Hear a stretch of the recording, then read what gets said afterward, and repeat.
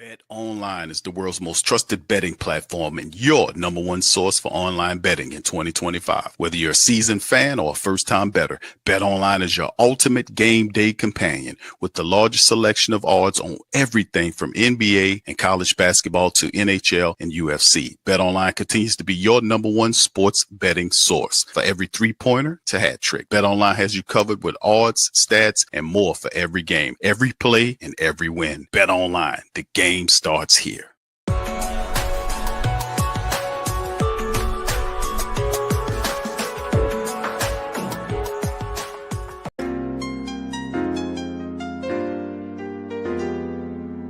Yeah. Boogie like Benson, I'm a who that. I'm a who that. Long as I'm living, I'm a who that. Lose or winning, I'm a who that. Sports Coma, yeah, this is where we do that.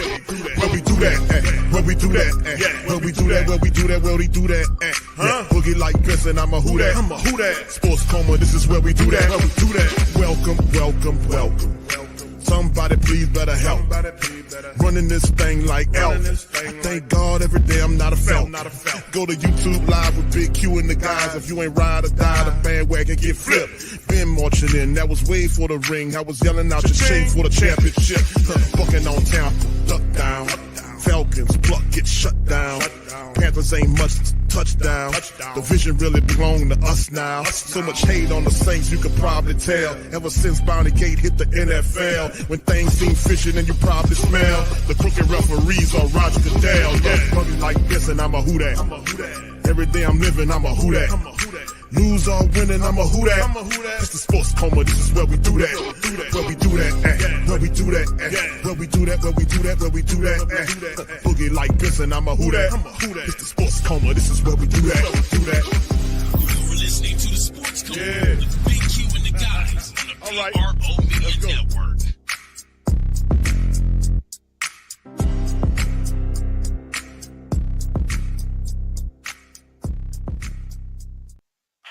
All right, shout out to the fam, man. Appreciate y'all for being this one. Welcome. We're now rocking with the Sports Coma with Big Q and the guys, where we have intense, entertaining, educating, and enlightening sport talk from your favorite sports fam. Shout out to y'all. Appreciate y'all for being in this episode of the Coma. Much love to the fam. And much love. Good to see y'all in the stream tonight. Y'all do me a service, man, as y'all are coming in. Please feel free to hit the like button. This will be a call-in show tonight for the family members. Kind of just, it's not going to be a long call-in show tonight. Wanted to do something Sunday, but they just, and it just didn't happen. It didn't work. When you get tired, man, that's a wrap, man. That's almost 24 hours worth of streaming we did over the weekend, man. And it says, hold on, brother, what you think you trying to do? But we doing it tonight. So big ups to you guys. I appreciate y'all for being in the stream. Please feel free to, like I said, the like button. And listen, I'm about to put a poll question up in here for the family members to check out tonight. And pretty much what that is do you guys believe Derek Carr? Now, of course, Derek Carr had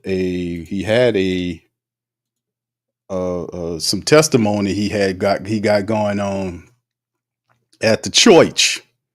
So y'all put it in the chat as y'all are coming in. Let me know if you guys believe what Derek Carr said. If you believe in Derek Carr, y'all let me know. Hey man, everybody got a testimony, man. Y'all gotta listen to the man and whatnot. I see you, JT. Shout out to you, brother. Good to see y'all for being in the live, man. Jerry, big ups to you, Charlie. How you doing, sir? Much love. What's up, Deborah? Shout out to the queen. All right, Backwoods, big up. Black Majors, Trey Joseph, L Dub. Much love, fam. I see y'all. Mad Drummer. Shout out to you, man.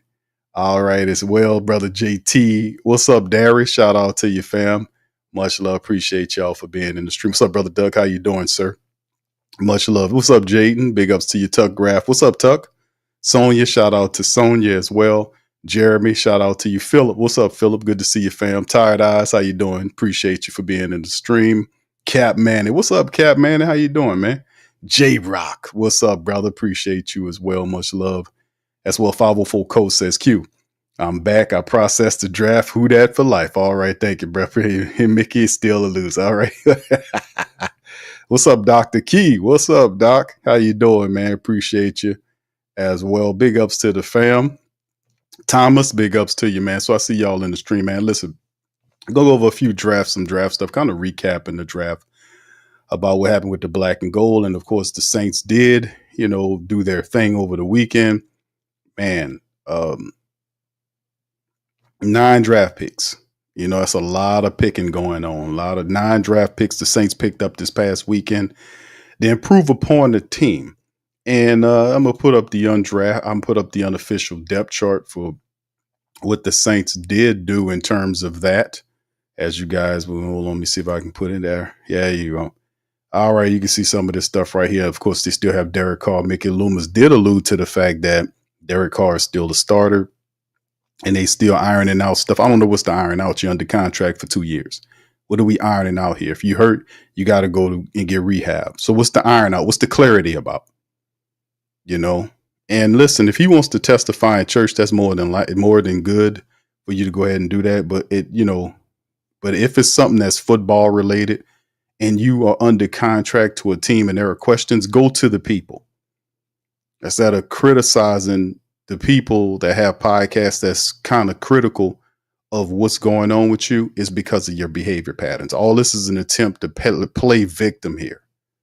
I don't know why there's just this $40 million man sitting up there complaining about people on the podcast,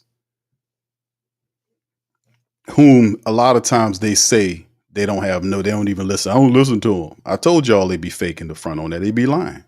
What you worrying about somebody disbelieving that you're actually hurt when reports are coming out that you were the one that leaked the report, that you leaked it out, that you're the one that been demanding trades underneath, that you were the one that's told Mickey Rotten Loomis that he could trade you, or not trade you, that he can restructure the contract. You ain't taking a pay cut, and you will deal with the restructure, then get mad when they restructure. Once they get traded, come on, man. This guy is not a New Orleans Saints quarterback, fam. His skin. I told y'all these guys' skin is way too thin to be a professional football player. His skin way too thin. Way too thin. I told you he needs protection. Dennis Allen is gone. His protection is gone. The only way you want to keep that man, a rookie, they afraid of a rookie last year in Spencer Rattler. And Dennis Allen did every trick in the book to keep him from being the backup, because if that guy struggled, then people be yelling for the stands for Spencer to come in. So he played the little game to keep him third string and put Hayner in front of him, and Hayner's so ungodly. He's so hungry and thirsty to get in the game that he would accept something like that, as opposed to tell him, hey, man, listen, that's not right. That man beat me in the competition.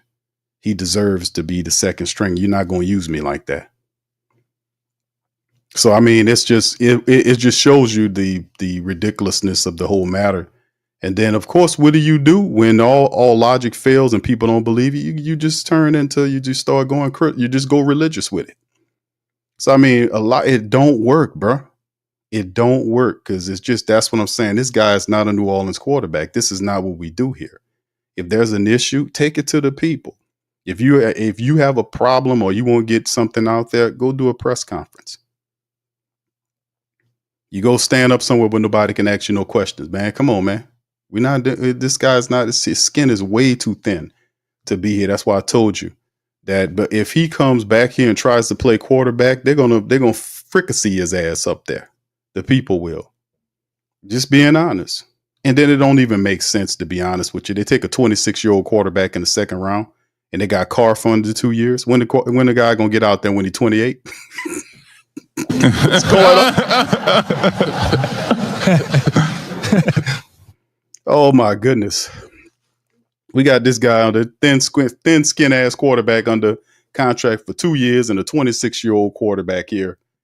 If Carr plays, they want him back. When we gonna get Tyler Shuck out there when he's 28 years old? Good grief. Oh, that's nothing. Age don't mean nothing. Injuries don't even mean nothing unless you're standing your ass up before us telling us that's the reason why you failed. Then it means something. Don't mean nothing when you're evaluating the quarterbacks when they're 26 years old with a mountain history of injuries. That don't mean nothing until at the end of the season when they're standing up in front of you using them as an excuse. I tell you, man, these people are just unbelievable. Unbelievable. But anyway, let's delve into it, Show. This is a look at the unofficial depth chart right here. Derek Carr on top of the team with Tyler Shuck, Spencer Rattler, and Jake Hayner. Alvin Kamara, Kendre Miller, Devin Neal, the young rookie running back with Clyde Edwards-Helaire. This is unofficial, by the way, fam. Just letting y'all know. Chris Olave, Rashid Shaheed, and Brandon Cooks are the top three receivers. Bub Means, Kevin Austin Jr., Cedric Wilson Jr., Dante Pettis, who was given another contract, Mason Tipton, Chris Tyree, who's one of the undrafted wide receivers, and Moochie Dixon, another undrafted fellow. We'll go over the undrafted list momentarily. Jawan Johnson, Taysom Hill, Foster Moreau, Jack Stahl, who's a free agent tight end the Saints brung in, and of course, the offensive line, Tali Fuaga. Nick Seldeveri's penciled in at the left guard position with Dylan Runnants, who's brung in as a veteran to push Nick Seldeveri. On a one-year deal, he is. Runnants is on for an opportunity to perhaps get more years if he plays well. Eric McCoy as Will Clapp is his backup. Cesar Ruiz, Landon Young, Kyle Hergel, Trevor Penning, and Kevin Banks Jr. penciled in as the backup to Trevor Penning. A guy drafted 9th overall will push Penning. Penning could be in trouble. Josh Ball, Josiah Israhim or the backups. Then you go to the 34 defense on the other side. Cam Jordan, Nate Shepard, Colin Sanders up front with Brian Bursey, Devin Gocho, Vernon Brockton, John Ridgway III, and Christian Boyd. And of course, like I said, this is unofficial. You know, things could change. Carl Granderson, Demario Davis, Pete Werner, and Chase Young in the 34 defense. Backups are Ryan Anderson, Danny Stutzman, the linebacker. Jalen Ford is there with Jonah Williams. Remember, Jonah Williams is the guy that was picked up by the Saints from the Rams. He's a guy that a lot of people think will make a very good backup there. Also behind him, Fadil Diggs is the 7th-round draft pick, one of the 7th-round draft picks. Anthony Orji, Nephi Sewell, Isaiah Foskey, the Snowman. Like I said, this is different. So Foskey should be a little bit heavy, and he's a 2nd-round draft pick, but we'll see. DeMarco Jackson, Chris Rumpf, the second other undrafted guy. Then you go into the secondary, Kool-Aid McKinstry, Alante Taylor, Hugo Amadi, Justin Reed, and Tyrann Mathieu at the safety positions. Backups, Isaac Yidam, Jordan Howden, Jonas Sinker, Rico Payton, and Quincy Riley. So you got a couple of Isaac was brought back as a free agent with Jonas Sinker and Quincy Riley as draft picks this year. Milford Bradford, JT Gray, and Rejon Wright fill out that. Of course, you look at Blake Grupe with Charlie Smith's there. Matt Hayball is the guy. And of course, we did get a punter, undrafted punter that the Saints bring in.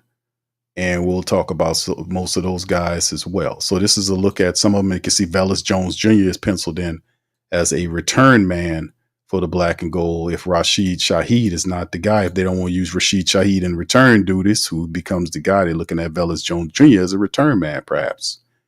And we'll see if any, as we go through camp, you know, you got a few of the undrafted guys that have special team application as well.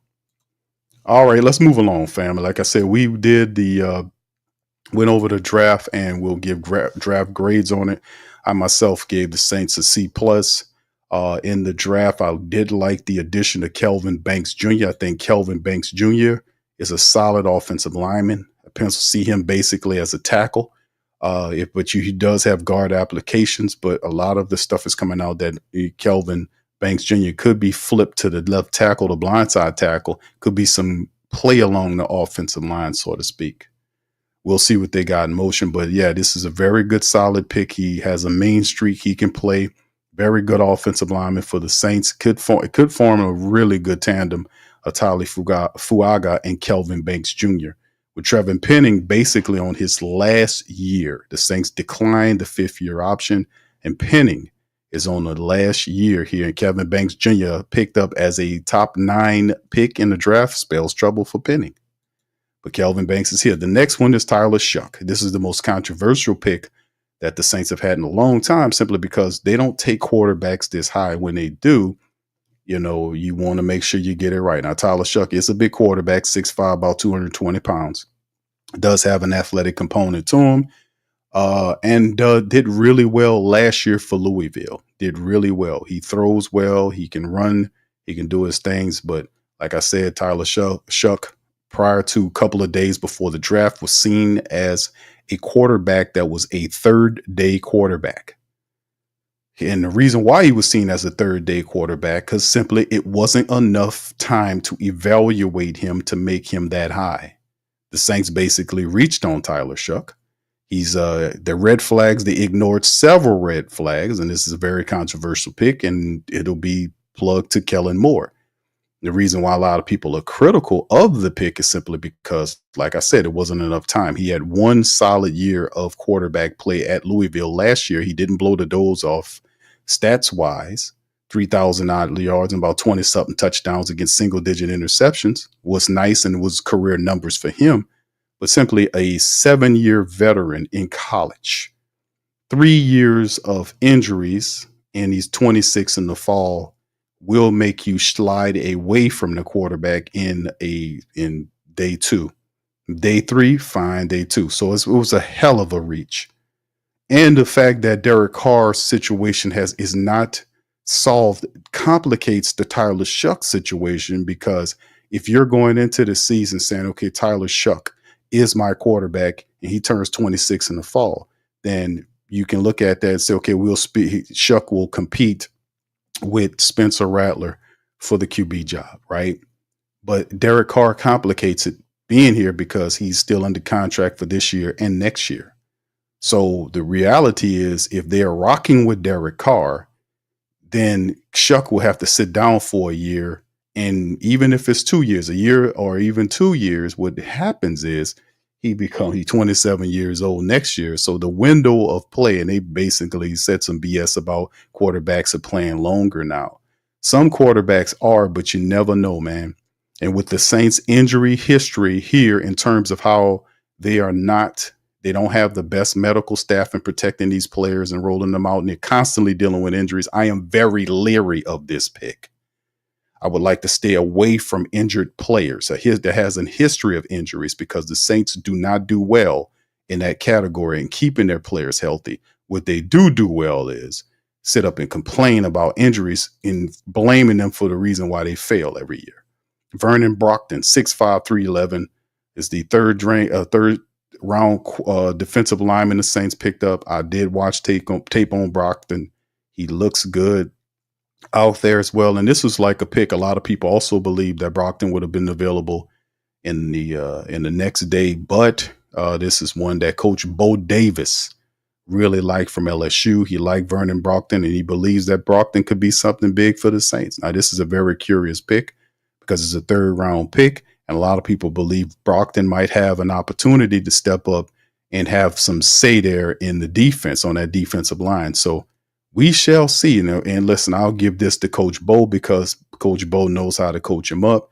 He believes that he can get the most out of this guy. I'm just looking forward to Coach Bo just working with our defensive linemen there this year. So, I guess I'm cool with the Brockton pick. Not wild by it, but I'm cool with it. Jonas Sanker, good safety, got a good size, about 6 feet, 210 or somewhere along in there. Got a lot of starter experience, like the indications show you here. But the thing about it is, like, Jonas Sanker will knock your block off. He does have some positive things to talk about too. And he's obviously the future of the safety position behind Tyrann Mathieu. Matter of fact, the unofficial depth chart has him penciled in as a potential starter behind Tyrann Mathieu. And he's a hitter. He has some things to work on in this game, but at the end of the day, Jonas Sanker could be developed into something very solid for the Saints in the future. Danny Stutzman, a linebacker, very productive linebacker. Not too much to say about this guy. Is the fact he's a good player, sideline to sideline, very productive, got a nose for the ball, well over 300-something tackles during his career there at Oklahoma. Some people seen him as one of the top 5 best linebackers in college, and for us to get him in the 4th round was a steal, in my opinion. Quincy Riley, 5'11", 195, is a guy that you watch some of the film with Quincy Riley. He got some stuff to work on. I like his temperament and his attitude and how he plays. Fiery, smart player. Uh, Guy has some athletic ability to him, and he does need some coaching. But in the end, I love his temperament. Running back Devin Neal with the 6th-round pick, 5'11", 215 pounds. He is the all-time leading rusher at Kansas, and the guy's just a winner. You know, he's strong. He can catch the ball out the backfield, run inside, outside. He doesn't have the fumbleitis issues that some people have. It's a student of the game, very respectable young player. Like Devin Neal a lot. Said that during the draft. Malik Matavo, I was able to watch some film on Malik Matavo. Big tight end out of UCLA, 6'6", 260 plus pounds. Has some production there, very smooth. There's some stuff that he got to work on in his game, but outside that's good developmental tight end at the 7th. And Fadil Diggs, man, is a lot better than a lot of people think. He had 7.5 sacks last year for Syracuse.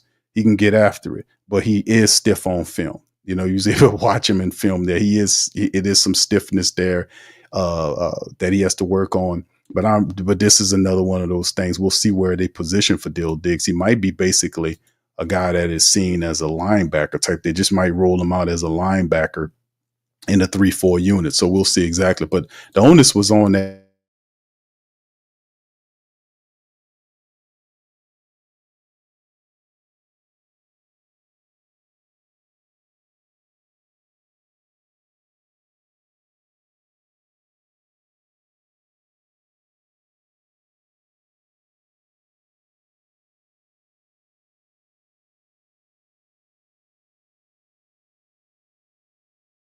But yeah.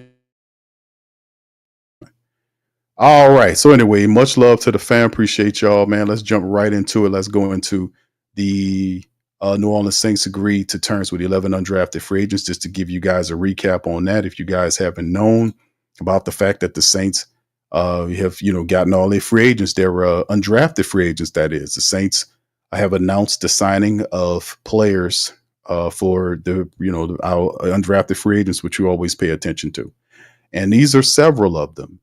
Dallas Beanham, he's a 6'1", 200-pound cornerback from South Dakota State. The Jackrabbits played 5 seasons there and finished his collegiate career with 67 games, 134 tackles, 12 picks, 34 pass breakups, a couple of fumbles, 1 fumble recovery, and a block kick.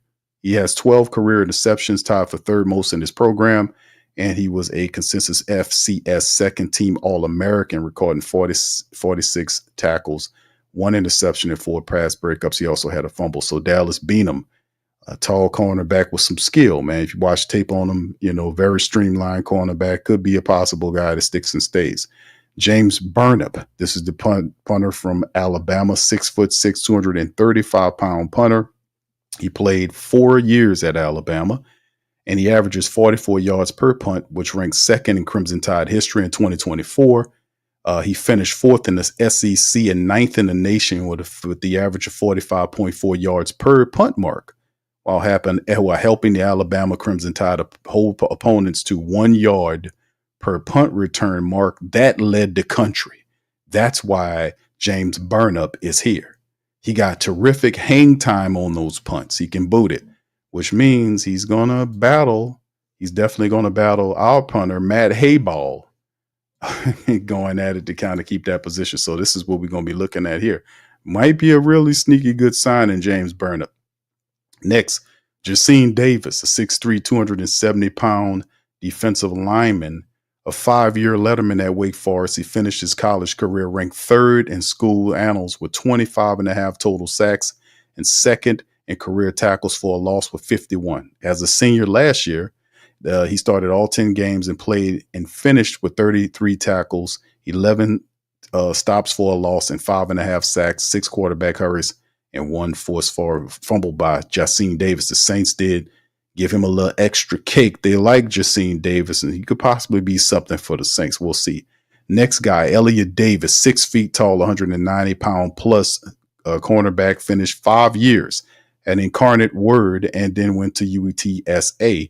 The Tyler, Texas native, played in 58 games. He had 41 starts, recorded over 200 tackles, 5 of them for tackles for loss. He had 1 fumble recovery, a forced fumble, 10 interceptions, 21 pass breakups.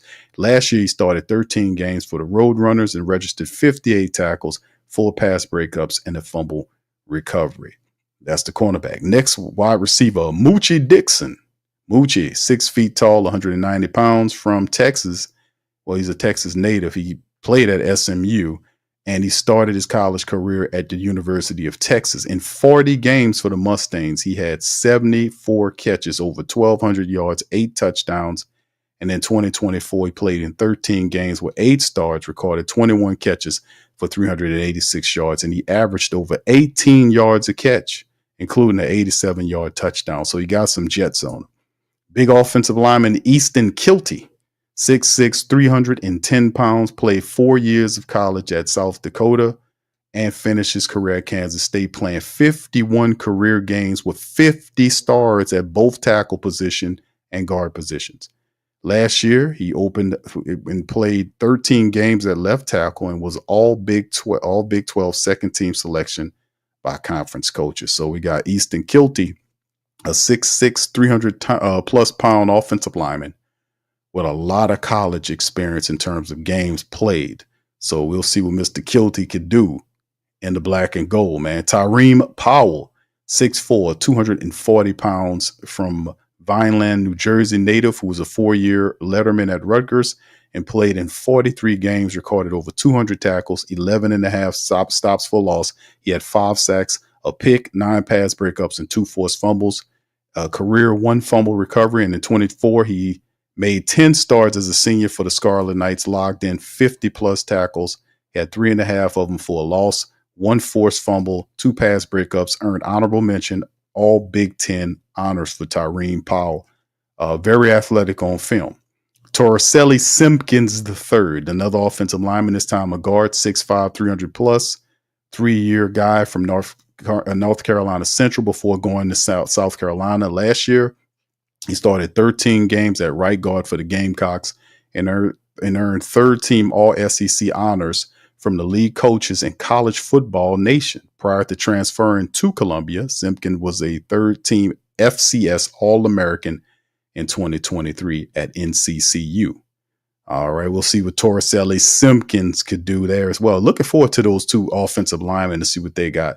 Defensive tackle, a defensive lineman, Omari Thomas, 6'3", 300 pounds, 5-year man at Tennessee, played 61 games, started 41 of them, posted career totals over 100 tackles, 5 sacks, 17 stops for a loss, 12 breakups, a fumble recovery, and a fumble, and a block kick. Last year, he played in 13 games with 11 starts, had 23 tackles, 13 solos, 6 stops for a loss, a sack, 4 quarterback hurries, and 3 pass breakups, serving as a key piece in the Volunteers' run to the college football playoff.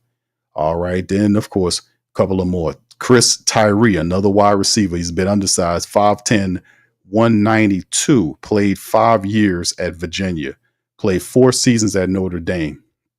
His final season, he played 1 year at Virginia and played 4 at Notre Dame. After spending his first 3 college seasons at running back, he converted to wide receiver in 23 and finished his college career with 106 catches, over 1,000 yards. He had a 10.2 average with that, 7 touchdowns, 243 times that he carried for 1,200 plus yards, but a 5-yard average on the run. He had 8 touchdowns doing that. Last year, he caught 24 passes for the Cavaliers. He had 43 rush yards and added 12 kickoff returns for 41 yards. So you see Chris Tyree is a player with special teams application. And then, of course, Marcus Yarns, the running back, 5'10". You know, we pay attention to the undrafted running backs. He's the only one here, 5'10", 193. Played 43 games for Delaware and finished his college career carrying 365 times for over 2,300 yards. He averaged over 6 yards a carry with 23 touchdowns. He caught 64 passes for 812 yards, which is almost 13-yard average with 11 touchdowns. And in 9 games for the Blue Hens in 24, he carried 133 times for 844 yards. He averaged over 6 yards a carry with that, with 6 touchdowns. He caught 17 passes for almost 300 yards, which was a 17.5-yard average, with 5 touchdowns, earning them first-team All-Colonial Athletic Association honors. And in 2023, Yarns was an FCS third-team All-American when he carried 136 times for 939 yards with 15 touchdowns and finished with over 1,200 all-purpose yards with 18 total touchdowns. So that's our undrafted guys, man, with all these guys. Of course, I'm going to be paying attention to the wide receivers, a couple of these other guys here, the punter and all this kind of stuff. So the Saints, this is our undrafted class for this year to be added up. And then, of course, another player the Saints agreed and signed this guy. New Orleans Saints agreed to terms with defensive end Chris Rumph II. And this is a defensive end the Saints bringing in to kind of help out.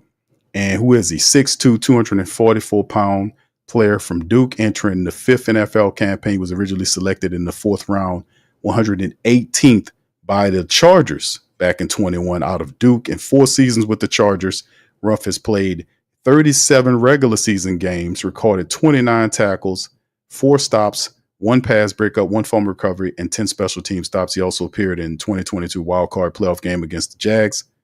And in 4 seasons with Duke, they kind of show you all the stats, what he did there. 17.5 sacks is what he did there. So anyway, Chris Rumph is a veteran the Saints are ultimately bringing in. And of course, this has Coach Brandon Staley moves to it as he brings this guy in, Chris Rumph, to help the defense out. So there you go on that. All right, like I said, fam, and currently let's just do a quick cap check. To be honest with you, currently right now the Saints haven't signed anybody in terms of the free agents yet. Not free agents, but the draft picks yet. Their cap right now, cap check according to Over the Cap, is just over $27 million right now. That's where the Saints stand. All right. And also, fam, before we jump to the Derek Carr crap, let's move on into let's take a look at some of our opponents, right? Our adversaries in the NFC South, and what did they do this draft time? And just to kind of, show you guys, and here's one right here. This is the Atlanta Falcons draft. Well, they had a pretty good draft. Jelani Walker, the linebacker, rated as one of the top 10 best players in college. James Pierce Jr., a really solid plug and play in. They get him. Xavier Watts, very excellent, and he's a leader in the backfield. A lot of interceptions came from Xavier Watt, Notre Dame. He was everything back there. Billy Bowman from Oklahoma, the tape on him is pretty good. He's a very active, undersized defensive back. And Jack Nelson, who's an offensive tackle from Wisconsin, who has been, looked at as perhaps a depth piece. Of course, then you go on to the Carolina Panthers. Ted McMillan. They get 6'4", 220-pound Ted McMillan to Bryce Young. Gives them a big weapon to help out. They also have some edge rushers that they picked up that are pretty good. And Nick Scorton from Texas. And then in the 3rd round, they get Princely out of Ole Miss to get after people. So they get the really talented wide receiver to go with Bryce. And he just throw it in Ted McMillan's direction. And he has an excellent catch radius. He also has some speed. Scorton and Princely will do really well for the pass rush, and they get a speedy running back to help out as well with Trevor Etienne. Comes there. And Lathan Ransom is a very decent, more than a decent safety to help out in the defense.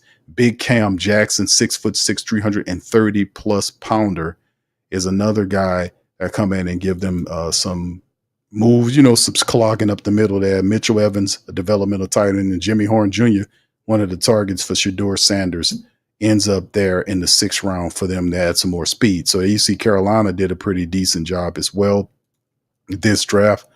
And, like I said, man, it's just they did actually pretty good. And, of course, here's Tampa Bay getting a Mecca from Ohio State to kind of add to their wide receiver core. Ben Morrison, the really good tight end, cornerback, from the Notre Dame squad, really productive, 5'11" guy, but he's really solid. Jacob Parrish, the cornerback, another cornerback. They're trying to beef up the secondary. And then they get some help in edge rushers with David Walker and Elijah Roberts. And then finally, they finish with a wide receiver in Tess Johnson from Oregon. So not too flashy for Tampa, but you can respect what they're trying to do and add to. And by the way, Tampa just all they do is just keep winning the NFC South. So as long as we can focus on and get back to football, we don't really have to concentrate on stuff too much like this. So this is one of the things we kind of went at and talked about dealing with it. And let's hear, and like y'all answer the poll question, and the poll question is in combination with Derek Carr. And like I said, I don't have a problem with. I guess it's just I'm a New Orleans. I was born and raised down here, and I'm just going to be honest with you and just tell y'all guys the truth. To all my true New Orleans down here, we just don't want to hear all that BS, man. You know, if you get making a lot of money, and this guy's getting paid a lot of money, man, it really is. And all the stuff that's circulating around, if you just playing football, let it be that. But I think this man has some problems. I think he got some mental issues. You know, with all due respect and seriousness, Derek Carr, if you want to talk, man, it can be my show, it can be anybody's show. Just go to the people and tell them your story. Go to the people and allow people to ask you questions and be honest with them. Because they're going to see the truth anyway. They're going to get it anyway. They're not stupid. A lot of the people are upset with Derek Carr, not because they're haters. It's because a lot of people understand what's going on here. They know what's going on here. You can't shake and fake nobody. I think a lot of this is mental. I think this man been getting hit and knocked upside his damn head too much. And I think a lot of it is mental, man. Really, it is. Because if you won't talk spiritual and you start talking about God and what God is and what God does, one thing I know for certain that the Most High is a person, or a being rather, that promotes accountability. Yes. I know that for certain. And if whoever you serve isn't, if there's not that being, then that's not the Most High, Playboy. I'm just going to keep it 150 with you on that. Accountability rules supreme.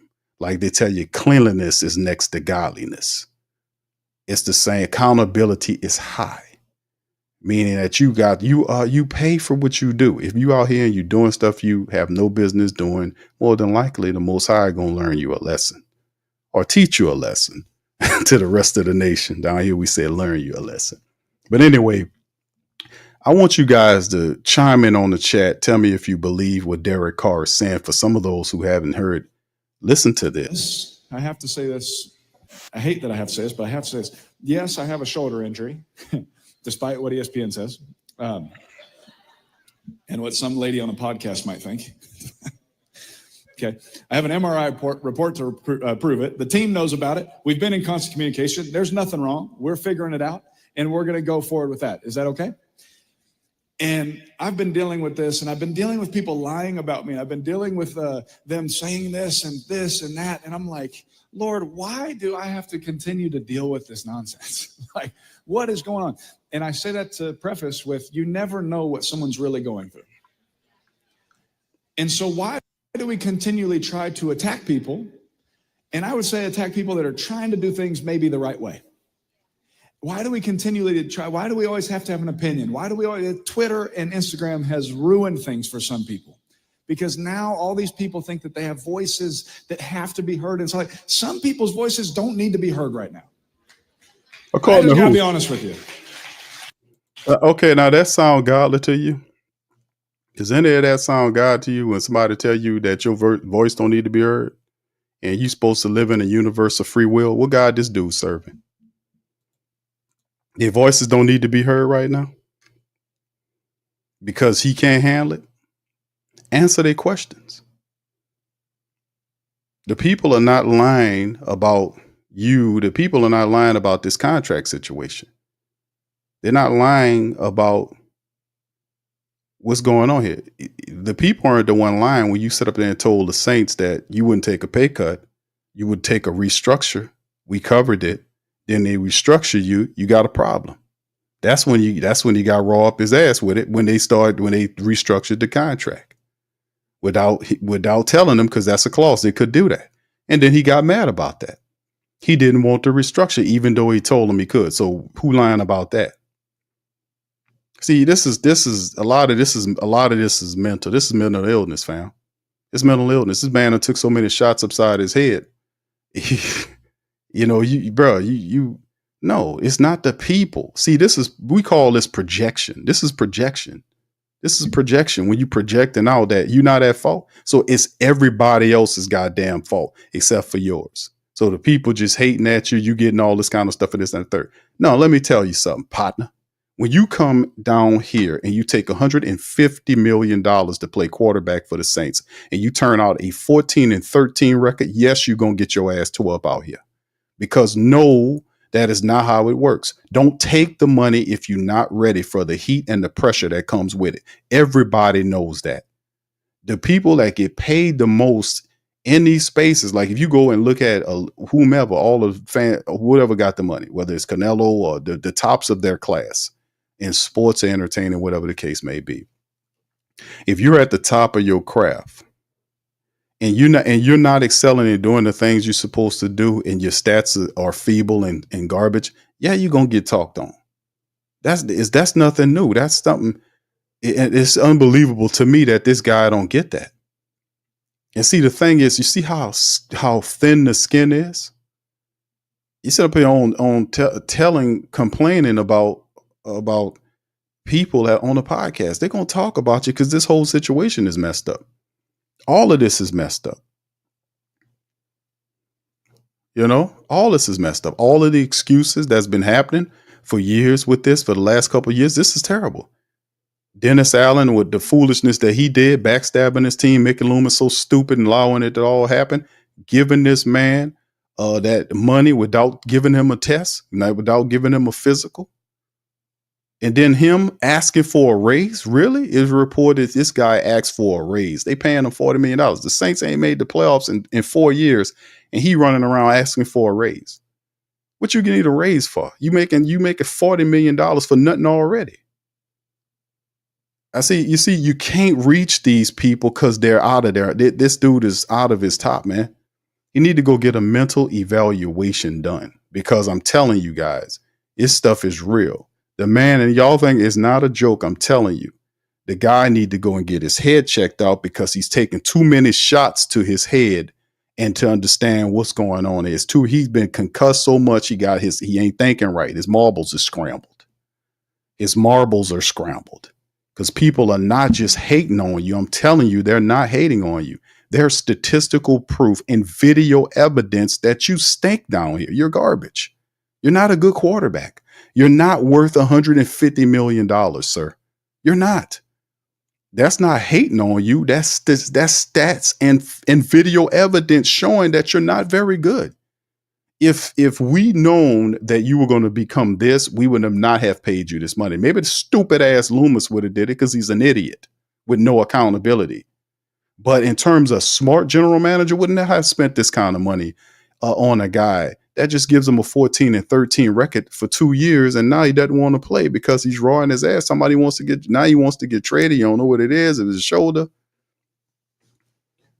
And the thing is, the Saints are not absolved from any of this.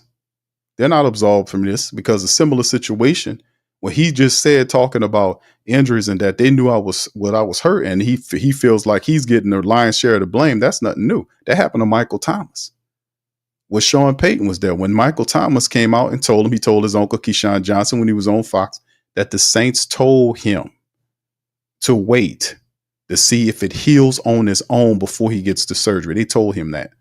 But the Saints didn't tell you that. They let him twist in the wind like it was his decision. So the reports came out like Michael Thomas was, hey man, he just was lazy and he didn't get the surgery. Then he's like, that's when he started tweeting and say, hey man, they trying to soil my name. Remember he said that on the Twitter? They trying to throw dirt on trying to soil my name or whatever, however he phrased it. Y'all know what he said. But what I'm saying is they'll let your ass twist in the wind. They will do that. So I'm not absolving the Saints from blame. All of this is the Saints' blame. In particular, it's Mickey Loomis's fault. Because we wouldn't have Derek Carr because we couldn't afford him. It was Loomis that cooked the books to get this man down here. And when the supporters fired Dennis Allen, because it wasn't Loomis was trying to keep him. But when they fired him, that took all of the protection off this thin-skinned quarterback we have here. And listen, let me tell you something. I don't think, and it's just me, I don't think that this guy comes back here and tries to play quarterback here. I really don't think, because if he's this thin-skinned and talking about whether people believe you're hurt or not, who cares? If you're not hurt as long as you know you're good, then who cares what they think? Go out there and prove them wrong. Prove the people who you say, the naysayers you say you don't listen to, but you really do listen to them. Go prove them wrong. Go prove them wrong. Go prove them wrong. Because a lady with a podcast somewhere shouldn't have that kind of effect where you sit up here having a testimony about her. I mean, this is ridiculous, man. At some point, you got to take accountability for your actions. This guy doesn't take enough accountability for his action to be paid this kind of money. He don't. If you're going to be the quarterback of an NFL team, you have to be probably the most accountable guy that's on that goddamn team, because you are seen as the leader of the team. You're seen as the leader of the team. But none of this in an overall view of everything, fam, none of this looks right. None of this makes any sense. For this whole debacle to play itself out like this as opposed to be resolved prior to the draft, the draft would have a different spin on it if Derek Carr wasn't sitting on top of it because the Saints allowed him to be. There shouldn't be any clarity on none of this. You have the medicals, Loomis. What are you talking about? And everywhere you turn, they got the answers. The answers is in the building, as this guy said, when they wasn't and they lost that week. But anyway, the reality is anything that they have, they need to know they already got it. They got the doctors. They got the medical dossier on this man. They know exactly what's wrong with him. They know the timelines where he needs to get whatever he needs. If he needs the surgery, when he should get it, they have all of that. They also have the contractual leverage on him. They have everything. So I don't understand what the clarity situation is and what needs to happen here. But by the end of the day, it's playing out in such a wretched way that if he steps before I don't think it's going to be a good look for Derek Carr. I'm really there. I would applaud him if he did take it and step out, but boy, oh boy. You thought you was going to come. I know what you thought. You thought you was going to come down here and get a bag, huh? And you thought it was going to be all sweet, but it's not. Players tell these other players that come down here, New Orleans is something different. They don't play about their teams. And if you represent them, you're going to represent them right. You're going to stand up and lie to them. You're going to sit up here and try to trick and con them. You're not going to do that because them people ain't playing that down there. If you're going to represent them, you're going to represent them right. Or you're going to hear from them on that. And sometimes they got these other people out here, these folks out here, and they want to create a barrier or protection around these people because they're getting money from the team to do it. But that shit don't even fly no more. Them narratives don't even work no more. The independent voice is so strong, it done smashed through and it's basically dominating the narratives around these teams, especially the Saints. The true diehards are controlling the narrative, and a lot of people are uncomfortable with that. That's close to the team. Hear me? So in the end of the day, this is what happened, because if these other narratives didn't work, they was trying to protect this guy. But you see who he is and why he needs protection, right? This is weak. This is weak. This is supposed to be your quarterback up here complaining about, it's a $40 million quarterback complaining about people, and they shouldn't have a voice. Well, you should have a voice then, so that you can whine and bitch and complain to people in church about how people online who got podcasts don't believe that you hurt when you're the one that leaked the information. Wasn't a team. It was your team. But they don't believe me. They believe I'm lying. They hating on me. Now, ain't nobody hating on you, man. If you win, you get love. If you lose, you get this smoke. That's simple formula. That's a simple formula. You take the money, you will get everything that comes with it. If you do your absolute best and stop making excuses, you study film properly and stop watching film where I know you staring people down. I can see you staring them down on the film. You're not that blind. So you watch the tape and know that you staring people down, Carr, and throwing the ball and checking the ball down. You're pissing off your wide receivers. You're pissing off your offensive line, and you're blaming them for running the wrong routes. And and people won't tear your head off. So they hating too. When Mike Thomas was hating, was Eric McCoy hating?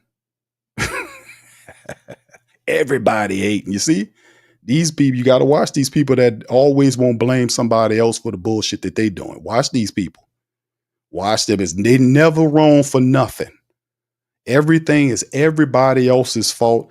And that's you watch them people. Matter of fact, stay away from them people. You stay away from people that's non-accountable, that don't want to take responsibility for their actions.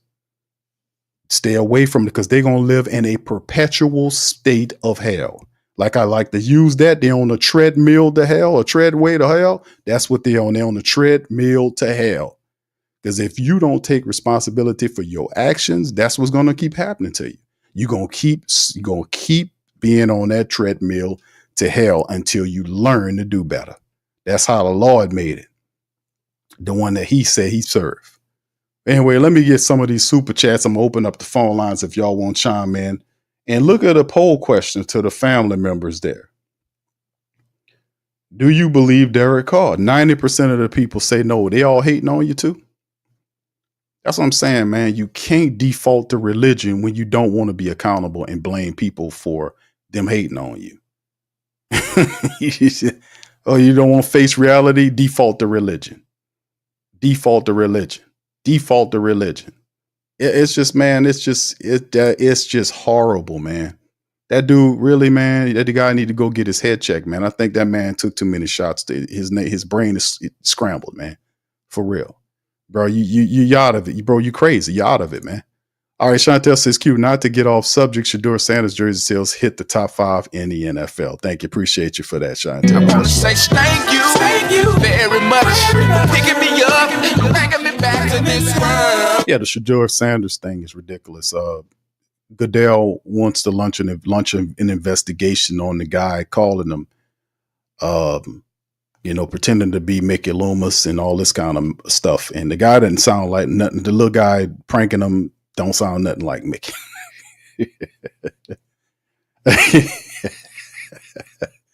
Hold on now. Hey, Shador. Hold on now. Hey, how you doing, guy? Hello? Hey, what's up, guy? How you doing there? Yeah, who is this?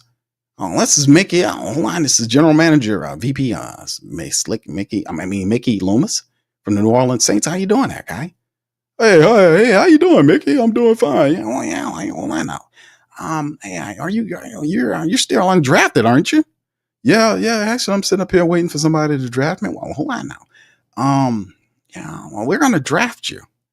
Actually, we're not going to draft you. I was just calling to make sure you are all right.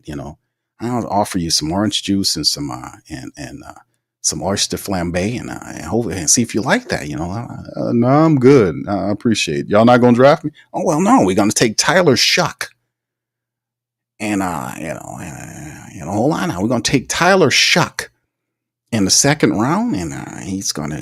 And Tyler Shuck, he's like 26 years old. Damn. Well, yeah, hold on. We like our quarterbacks old down here. We believe if we take Tyler Shuck, he'll play till he's 36 years old. That's what I know. And I consider him, my personal evaluation on Tyler Shuck is that he's a supercharged Joe Flacco. What? Oh, absolutely. Hold on now. Now that's Mickey Loomis, okay? But Shador don't know. He don't know what Mickey sounds like. He doesn't know, Yeah, some young smart ass call you pretending to be Mickey Loomis. That ain't Mickey on that phone. Oh, Mickey, you sound kind of young. Yeah, they didn't sound nothing like Mickey. I give you an F for that. That impersonation was an F. Yeah, and they got his paw in trouble too. So yeah, that's a pretty messed up. What kind of kid this is, man? You know what I'm saying? I ought to put all kind of foots in everybody's asses around here. You sneak in my thing and go and call a man and prank him? What kind of kid is it? What you teaching that boy over there, Hubert? Foots and asses everywhere over there, boy. If you do that, man, come on now. What kind of son is this, man? What you teaching him over there, man? What's going on? I knew it was something dealing with the Falcons, though. If it's some stuff that's wrong, it's coming out of the Falcon camp. That's the bottom line. All right. What's up, Bobbin? He says churches in the city. Yeah, it's churches in the city. All right. Thank you, brother. Appreciate you. I want to say thank you very much. I don't get it, man. Yeah, wasn't it the worst Falcon? It was the worst Mickey impression ever. # Falcon DC boy. Yeah. That's uber, but seriously, how, what you doing? Who does that? Got his paw and all kinds of pranking them, and they just went right back to it. But the second part of the commentary was that let's say you have, you got this, situation that occurred, and Goodell says he's investigating it. You want to investigate the pranking, but you ain't going to investigate how he fell, because there's something shaky and snaky about that. We're going to investigate the pranking. But what about how the stuff where he just fell like that? Were you going to look at that? Oh, no, there ain't nothing to it. He just fell. Oh, really? Don't that bear some looking?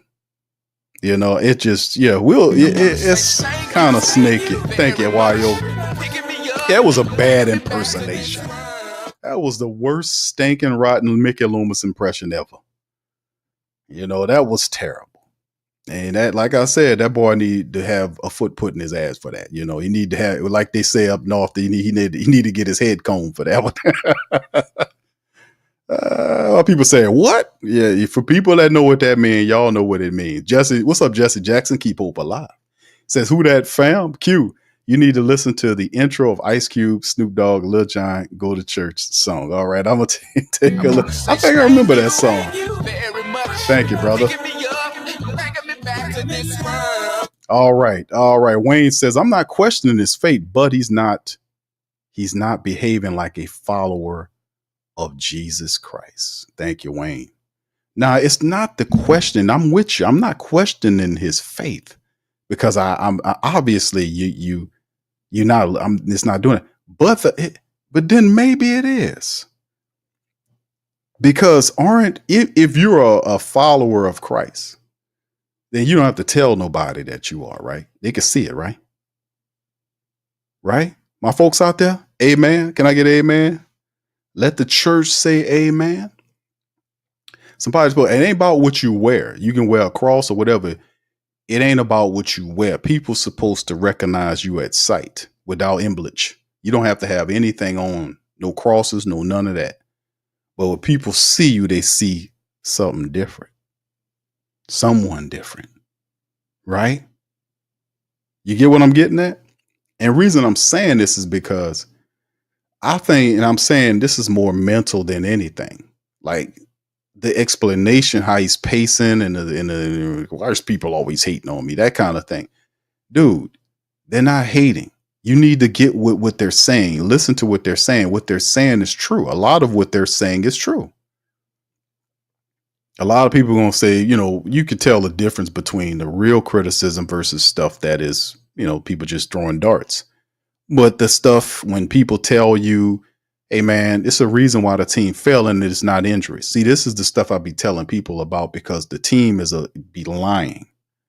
Like Mickey Loomis sit up there, and either and we know Mickey Loomis he 10 steps into the dementia land, maybe 30 of them. We know he got one foot on the banana peel and the other one in the dimension land, in the dementia land. We know he gone up here. He gone. He way out there. He gone. You can't tell him nothing like, hey, dude, listen, it's not injuries why that team failing. Who thinks like that? It's not one thing why you failing. But don't never mention the other things why they failing. We don't put players or coaches into this, even though they're the reasons why the failure happens. Winners, fam, are not cool with losing. They're not. They're upset. They're pissed, and they're doing everything they can to change the locker room. They're not going to sit up here and make excuses for failure. DeMario Davis, Cam Jordan. They're not going to sit on their ass and collect checks while the team losing year after year and tell you to have faith or just hang with us, New Orleans Saints supporters, even though you're not giving them anything. They're not doing that. They're not going to do that, bro. They're not going to do that while you cash checks. It's their team, man. They want to see a winner, and they deserve that. That's why they're putting their money up. That is embarrassing to lose to the Falcons. It is embarrassing to lose to the Carolina Panthers. It is embarrassing to lose to the Dallas Cowboys. Not because they're better than you, simply because you're not accountable. You got a dumbass coach, a dumbass general manager. You got bad leadership. You got a owner that don't know what she doing. And it's upsetting. We don't want to spend our Sundays watching you get beat by the Falcons and Cowboys and then get up there and blame excuses at the end of the year when we know it's you. We know it's your bad game planning. We know it's your poor practice sessions. We know that it's the coaches not motivating you properly. We know that. We know it's more than the injuries that you like to lie to us about. But thank you, Wayne. Appreciate you, I bro. wanna say thank you very much. Picking me up, bringing me back to this world. All right. So anyway, fam, listen, thank y'all for that, man. We're going to open up the chat. Y'all want to chime in? We're going to be doing this. We're going to be doing it long. I stopped right off at an hour, my breakdowns here. But if y'all won't pop in, let me hear what y'all got to say about the Saints draft, about Carr, comments, whatever y'all want to do. The link is pinned in the chat. Like I said, we're going to be doing this. I'm going to stop right off about 10:30, right around about an hour or so. So we'll cut off point. Y'all won't get in here now. Y'all better get in. I know I don't open up the lines often. I used to, fam. I promise y'all it'll be something that I do start next week, a little bit more than what I usually do because my schedule be so tight at times. But if y'all want to get your word in, please come on in, be brief, get your point out. Y'all got the flow. Let somebody else flow behind you. Links in the chat right now, fam, if you want to get in there. All right, we're going to start off with Trey Joseph, man. Shout out to Trey for being in the building, bro. Let's get Trey. Trey, how you doing tonight, brother? Yo, what up, Q? How you doing, Trey, man? It's been a while, man. Yes, sir. I'm glad to be back with the great Saint Think Tank. You That's already right, know brother. ESPN That's right. flocking with us ever over here at the Sports Coma. That's right. I'm going to Yes. keep it short, Q, man. You already know what's going to happen, man. Look, I do not like this man, Derek Carr. I usually try not to tear down our brothers who rep the black and gold, but this man is an imposter. He is a fraud. He does not believe in our ways down here, man, and I just cannot support that, bro. I need to see him off my football team. If he ever steps back in the Superdome with black and gold on, bro, we need to boo him immediately, and I'm calling for boycotts as well. We do not need him on our football team, Q. He is not a New Orleans Saints to the black and gold core, bro. I don't like that. Number 2, I think that our draft was a C, like you said. It wasn't very good. It was. I mean, I feel honestly, I hate to say this, but I feel like the Atlanta Falcons had the best draft in the NFC South, and that hurts to say that. I really, because usually we have a use of B minus, A, slightly A grade for our draft. We usually hear some of the undrafted free agents. We got to see what they're talking about. Maybe we lost the sauce since Peyton then departed from us, but we'll see. That's a future down the road thing. And what else? I like the sleeper pick in the middle linebacker because you've been saying for so long that we need another middle linebacker to take DeMario's spot because DeMario is waning. He is still great, still all-pro player, but he is leaning on his downside, and you've been saying that for a long time. So I was glad to see that because I don't trust Pete Warner, bro. He reminded me of tiptoeing to the tulips. Who was that? Anzalone. Alex Anzalone, yeah. I don't see Pete Warner being able to take that position from Demario Davis in a smooth transition. I just don't believe in that. I hope all the best for him, but I just don't see it happening. And then, was there anything else I wanted to comment on the black and gold? I still think we are also lacking at the cornerback position. We have Kool-Aid there. We drafted one.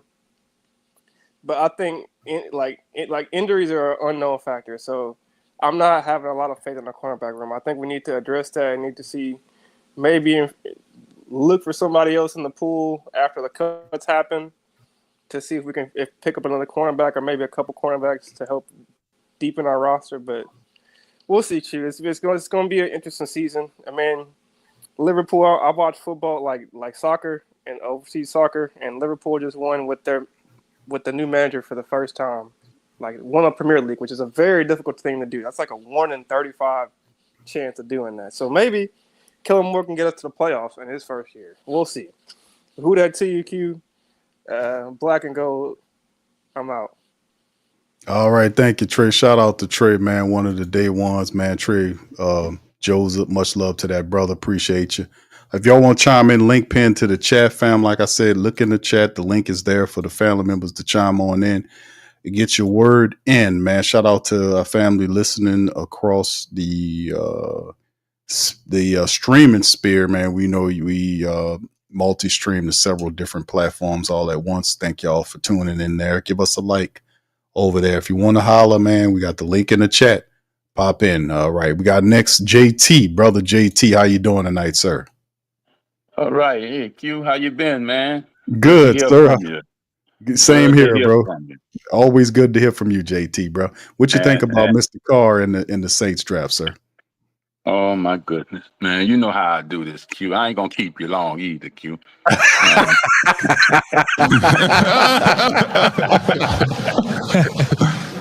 All right. Okay. Yeah. Okay. I ain't going to keep you long, But, I mean, first of all, I don't like no chump for no quarterback. I ain't going to lie. I mean, you're supposed to be tough skinned, man. You're supposed to know what you're talking about. Know what you're doing. This here. Let me tell you. Q, I'm gonna give it to you the real way. Dennis Allen and them, they tore our team down, bro. They tore our team down. They tore it down. I mean, from getting this man and getting rid of some people. If we got people on our team, Q, taking these paychecks, they know who they are. I ain't got to call their names, but they know who they are. They're sitting up there taking business decisions at the end of the year last year. I'm looking at these games and I'm seeing people step to the side, letting the guy run. Saquon Barkley. I mean, the guy for Tampa Bay. I mean, I done seen stuff running all through him, and I'm looking at Matthews and the Mario stepping back, and you're on the goal line. I never seen the Mario step back. How you gonna step back at the goal line? You go forward. What? It's not happening fast no more, Q. If it's not happening fast no more, say, why won't y'all shake everybody's hand and just say, look, I gotta go. I ain't got it no more. I can see it. I ain't gonna wait to see it get worse. I'd rather you step and go ahead and do it now. Now I'm talking about the people who taking them business decisions, but my quarterback, we don't have that, Q. We don't have that. How we gonna sit here and wait till he get right? Q, if he hurt himself in the game last year, from that time, Q, to this time, he ain't never go get surgery. But he had signed that thing with that right arm or that left arm. He went signed that check on to get that money on. Yeah. Well, it's not hurting that day. Now it's hurting today. Oh, chump. You ain't nothing but a chump. You stay your behind up there in LA somewhere where you at. And nobody worrying about you. And that church you at, you stay up in there with that church too, because that's not a real church that's in there, because they shouldn't have put you up there talking about no NFL. You understand? No injury for NFL. You ain't got to do that to prove no point to us down here. The only thing we wanted you to come down here and do is what? And podcast, win some games. We wanted you to play quarterback and win some games. And when we see you, and what Bobby Abel say? Oh, without Derek Carr, we don't win no games. At least we win 5 games. 5 games? 5 games? Man, don't play with me with that stuff. 5 games. We didn't pay him all that money for no 5 games. That's his problem right there. And here goes some more of his problems. Like I told you before, Q, he can't throw. When the last time we done seen a back shoulder throw from Derek Carr? When the last time we seen the seam route from Derek Carr?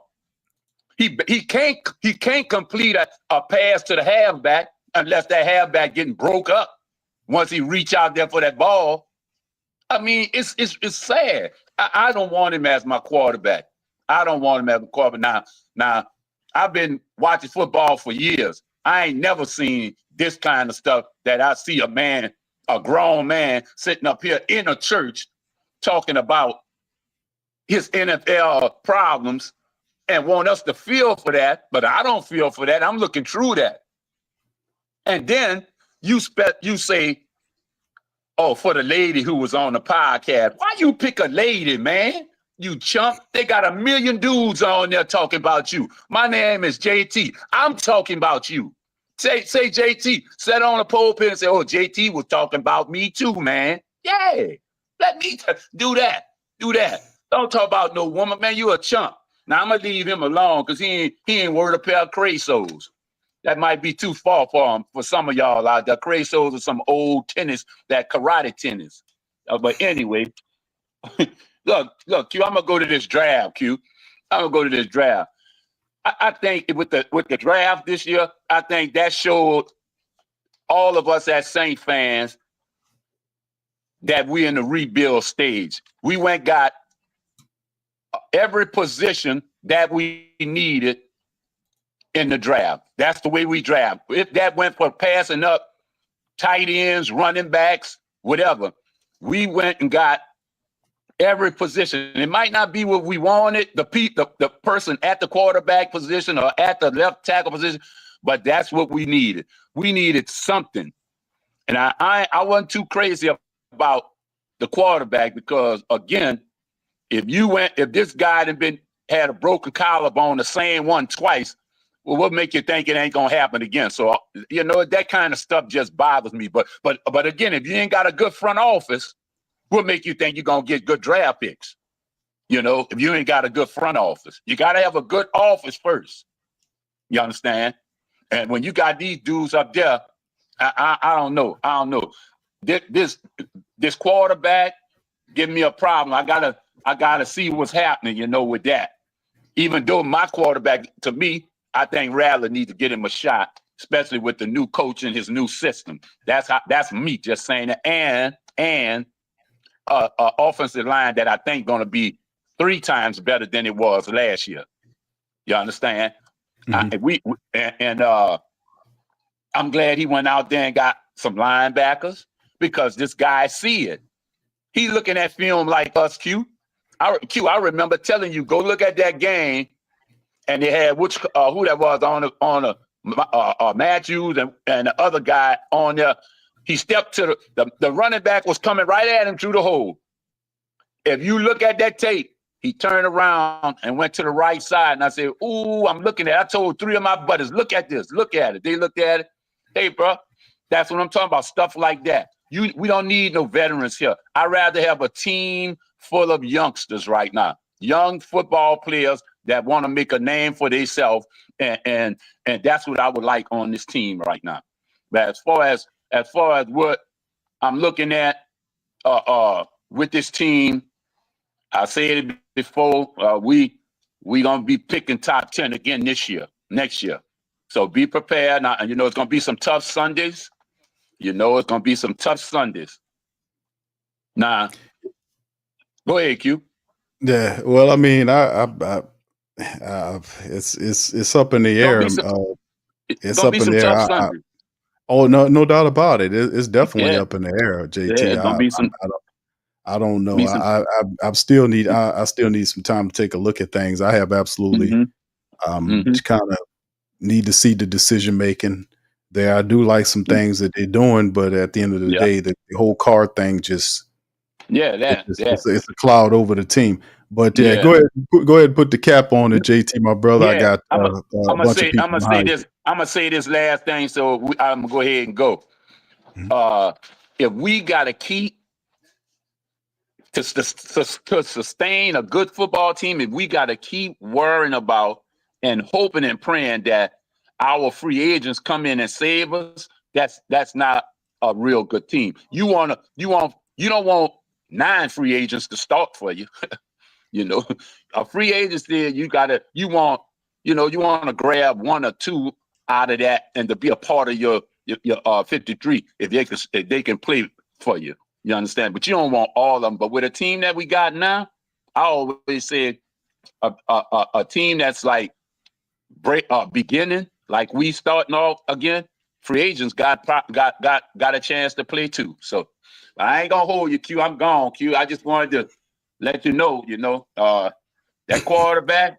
Tell him stay up there in California. You don't need to come back down this way. Mickey Loomis say he's still our quarterback, but that's him.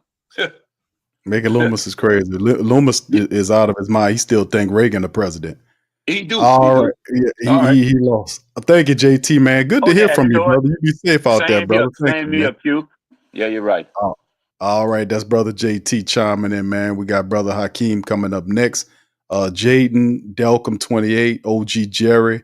If y'all want to get in, y'all hit the link, man. We're gonna be doing it up until about 10:30. Then that's our cutoff time. Got a hard cutoff time tonight. Shout out. All right, so we're gonna bring in brother Hakeem. What's up, brother Hakeem? What's happening, What's brother? happening, my round? How My you round, my doing, bro? round, my round. Hey man, look, all praise be to you, bro. You know what I'm saying? The You, work you brother. do and everything like that, man, uh, it's just always soothing to hear, what I'm saying, your perspective on a lot of things. I agree or disagree. Just Same with know you, that, bro. what I'm saying, I got mad respect for your brother. You know what Same I'm to you, saying? bro. So, me being salute, bro. Me being a podcaster myself, bro. I gotta look at things from a broader view. I agree with most of the, what I'm saying, is the think tank on the whole Derek Carr situation. It'd be real toxic to bring him back in this platform, seeing this being what's going on. I ain't gonna sit up here and say I don't have no apathy for the man. If he lost the baby or if something happened with his wife, this, that, and other. But like the other brother, you know, lamented to that was before me. You know what I'm saying? Um, I just there's just some things that just don't sit right with me as far as Mhm. all that, as far as how his approach to the whole thing is concerned. Right. But moving right along, um, you know, the draft, as far as the draft is concerned, um, of course, I didn't think that the draft was as bad as most people are giving the grade, because there were a few needs that we did address.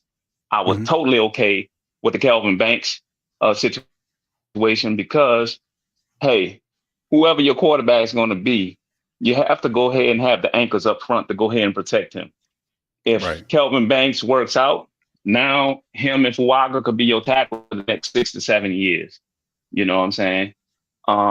So I was okay with that. Broughton, I thought was kind of a reach, but the familiarity with the D-line coach, Bo Davis, who had him at Texas, I think that's why the Saints went ahead and drafted him. What people got to understand is this is where I throw people off at, because I got all my family still there. I live up here in enemy territory. They think that they won the draft up here in Atlanta.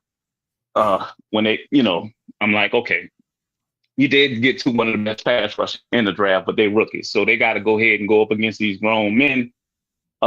Just hold them, just hold them us in the mail on that. Let's just see how they go ahead and plan out. How they pan out first. But for me, the whole Shador thing, people got to understand, we have a brand new head coach. You know what I'm saying? As much as I hate Mickey Loomis, as much as, what I'm saying, I want to go ahead and throw the blame on him, it was the head coach that picked the guy at quarterback at 40. The head coach, the new guy who we all, what I'm saying, like, hey, this is the guy. People don't want to go ahead and look at that. Shador does not fit that, what that man wants. You got to understand the kind of quarterbacks that he coached. He coached Justin Herbert. He coached Dak Prescott. And he just came from a Super Bowl winning team that had Jalen Hurts. If to me, the quarterback that I wanted, you know what I'm saying? I really truly only think that Cam Ward was really the only quarterback that was worthy of a first round grade. And it worked out that way. You know what I'm saying? He's in Tennessee. He is, he was the number one prospect at the position. He should have been drafted number one. Me personally, I thought we probably should either went with Milroe or Howard if we was going to draft a quarterback, because the type of quarterback that Coach Kellen Moore likes is the kind you got to think of Jalen Hurts, like the kind of quarterback that if you put the parts around him, that makes him successful. I don't think Jalen Hurts is an elevator of talent. He's not. You know what I'm saying? He has the best running back in football, and he has the best offensive line in football, and he has two Scud missiles on the outside that he could throw to and play action with Devontae Smith and, AJ Brown. That's how the man wants to build in the image of this team. Unfortunately, I done tempered my expectations, brother. The Saints, I think it'll be a bad idea for the Saints to win the NFC South this year. You know why? Because if they do, then this organization gonna feel like they're much closer than they are. It'll be fool's gold. And then that means Mickey Loomis gets to buy himself another 5 years. Oh, see, it only took this draft because we still living off the 2017 draft class with Ram and Alvin and Marshawn. That was 8 years ago. That was 8 years ago. He's still living off of that. You know what I'm saying? If the Saints only win 5 or 6 games, the press has mounted to the point, even though I don't know, a lot about, the sport of football outside of writing checks. You know what I'm saying? It would be, to me, I think it would be the worst thing for the Saints to do to win the NFC South this year. Because now the expectations are shot up way over the rebuild. This is how I should go ahead and start like it is right now. Start from the ground up. Let this man, the new head coach, who we passed over now, he wasn't our first choice. Let him go ahead and build this team in his own image. Unfortunately, I don't think Tyler Shuck is the guy, but if the head coach picked him, I ain't got to like it, but again, that's his guy. You know what I'm saying? Right. And I don't think he would have taken this job to be sitting up there to set himself up to go ahead and fail, because a lot of coaches don't get second opportunities like this. Mm-mm. So the Saints had to make a lot of guarantees saying, look, we're going to let you go ahead and run the show. You know what I'm saying? So to me, as far as the Shador thing is concerned, he just doesn't to me, he doesn't fit what Coach Moore wants in a quarterback. That's why he didn't go to his pro day, but he did go to Jackson Darts. He did go to Tyler Shucks. So that should tell you everything. As Saints fan, we need to go ahead and temper that whole, we should have drafted Shador. We should have drafted Shador. He might like Shador better, but the head coach doesn't. Mm-hmm. You know what I'm saying? So if we going to put our support behind Coach Moore, we got to go ahead and live with the decision that unless we sitting up there saying he don't know what he's doing from a Super Bowl winning team. You understand what I'm saying, big bro? I know you got a lot of other callers, and one of them is the homie Jerry G. You know what I'm saying? OG Jerry, shout out to you, bro. I appreciate you for letting me go ahead and, say my piece, brother, and keep doing your thing, man. Thank you for allowing me to go ahead and share my thoughts on the whole. Thank you. Shout out your podcast, brother. Oh, yeah, yeah. Just tell it like it is. Yeah, tell it like it is for a talk podcast. Me, my boy, Soul Saint, and Mike Teasing. You know what I'm saying? We keep it raw. We keep it real. You know what I'm saying? So, yeah. Y'all go ahead and check it. Y'all give us a follow if you can, bro. I appreciate that, man. So, thank you, brother. Shout out to you, brother. Third Wall for life. Yeah, Uptown Third Wall for life. Rattle and Galvez. I need some crawfish, a hot sausage with cheese on French from Cajun Seafood off Brooklyn, Washington. Oh, man, that's right. Because my nerves is bad right now, bro. You know what I'm saying, with my team, but I'm not, I'm a diehard. I'm a charity hospital born baby, bro. So it's gonna be in me, man. Unfortunately, it's gonna be some lean years here for right now, bro. But hopefully we can see the light at some point here in the future, bro. You know what I'm saying? So, right. But bro. You have a good night, my guy, and thank you. Thank you, man. Appreciate you, brother, and you be safe out there, brother. Much love to you, bro. Brother Hakeem, man, always dropping the things, man. Thank you, man. Dude. Thank you, bro. All right, brother Hakeem, man. Smart brother. Always bring the facts, man. Tempered. Got love for brother Hakeem. Shout out to him. And fam, y'all check out brother Hakeem's podcast, him and Soul Saint, the fam, man. They got something good cooking over there. All right, let's go. We got a bunch of people chiming. Y'all hit the like button. Scoop, you got to get, you're not set up. Your device is not connected yet, my brother. Kind of get back there. Kind of redo that, my brother. But Jaden's up next. Jaden, welcome to the show. How you doing, sir? Doing pretty good. All right. What's going on with you tonight, my brother? How you feel about what the Saints been doing? How you feel about the Carr comment in the draft? Bro. Derek Carr, man. That boy Derek Carr is lying, bro. He lying. Yeah, he's definitely lying, bro. When he was saying about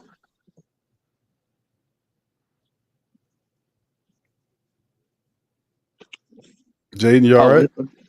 yeah, something got messed up. When he Okay. was saying about the Saints knew about it, and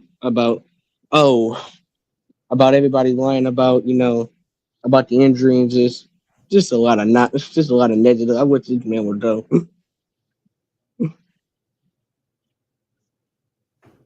Yeah, a lot of people are kind of I don't know, the whole car experiment right here down here has just not been all it's cracked up to be. 14-13, a lot of how the Saints have handled it. Like, I put more of the blame on Mickey Loomis and the leadership than I do on the player. I He's a mean, joke. you got to be able to do something about that. You got to be able to understand when it's time to cut and run, and know when something's over with or not. And we obviously don't have that type of leadership, man. But what's your feeling on the Saints draft? What kind of grade you gave the Saints draft? What you thought about the draft? Gave it a C plus. It was okay. I thought the Kelvin Banks pick was pretty good. We need to build up them transit a little bit, but that Tyrell Shuts pick, when I was watching it on my TV and when I saw them pick Tyrell Shut, I said, "You gotta be freaking kidding me, man!" Tyrell Shut over over Shador, man. You should have picked Will Johnson, anybody else still on the board at pick 40, but you picked him. You should have waited till 7th round to get him. Nobody would not pick him. Mm. Yeah, it's interesting, man. I was kind of shocked about the Tyler Shuck too, but Brother Hakeem does raise a great point about Kellen Moore wants a certain type of quarterback. Tyler Shuck represented. Now, like I said, I watched Tyler Shuck. I scouted him. I didn't see anything really stand outish the first 6 years. The 7th year at Louisville, he showed some stuff, but I just think it's incredibly what's the word, risky, that 2nd round selection, him being that high because of his injury history, the fact that the Saints are not good at protecting their players from injury. They're always blaming them for problems. I do like his athletic acumen. I just didn't see enough of it over his time in college for him to go as high as a 2nd round draft pick and be tasked with being the face of a team. And he turns 26 in the fall. That to me is incredibly risky. It is very risky. And that's red flag city, but they pretending like it's not, like, oh, the age is not a problem. The injury history is not a problem. I said, do you not understand where you are? This is a team that don't do a good job of insulating its players from injuries. They just haven't, and I'll be incredibly weary rather of taking a player that has an injury history, especially if he's a quarterback and he has broken collarbones and it showed the issues. That's not a red flag. Yep. So, it's kind of strange, man. It kind of goes against the logic of watching out for such a thing. But yeah, that's my take. Who's your favorite player in this draft, Jaden? Who you think was the best player the Saints take that you think? I really like the linebacker from Oklahoma. Fierce player. He brings the boom, brings a lot of energy. He reminded me a lot of Zach Bond a little bit when he played in Philly, just being a tackle machine. Mm-hmm.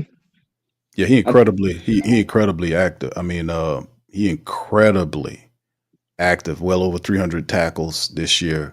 In his college career, he got a little crazy into him. Did you watch the interview with him? He kind of looked crazy. Got a little crazy. Which interview? The Mickey Loomis interview? It's the one where the one that I played it on the weekday 3. You can show you got a little crazy. Also, there's the highlights too they released with him out there too. You got a little crazy in him too. But I like Stutzman a lot. Yeah. He's really good. I think he definitely could be a guy that kind of replaced the Mario Davis. So they got a few people. What do you think about Devin Neal, a running back? You think you think he might be a player that can probably serve as a complement to Elvin, or do you still think Kendre Miller is the guy? I think he was just still in the 6th round. I think he's going to deal a lot of hard ones to Kendre Miller because Kendre, with his injuries, he's going to give Kendrick a run for his money for that running back 2 spot because right now Kendrick with injury history right now, I'm not sure if he can be the running back 2. I think he'll give Kendrick a run for his money and probably be a confident Alvin Kamara at that running back 2 spot and training camp and everything else later in the summer. You got potential, bro. You got a lot of potential. I like his film, bro. All right, what's the last word on the Saints period? How many games do you think they win, Jaden? What you think, buddy? How many games the Saints? You think we get more than 5 wins? Nah, I'm don't none of that, man. Right now, with us not really having a confident quarterback right now. How much of that? I'm not like Les said all the time. I'm not doubting the losing. I want the best for my teams, but if I had to judge 3-14 is my record. Top 3 pick next year. That's all. Okay, all right. I got that.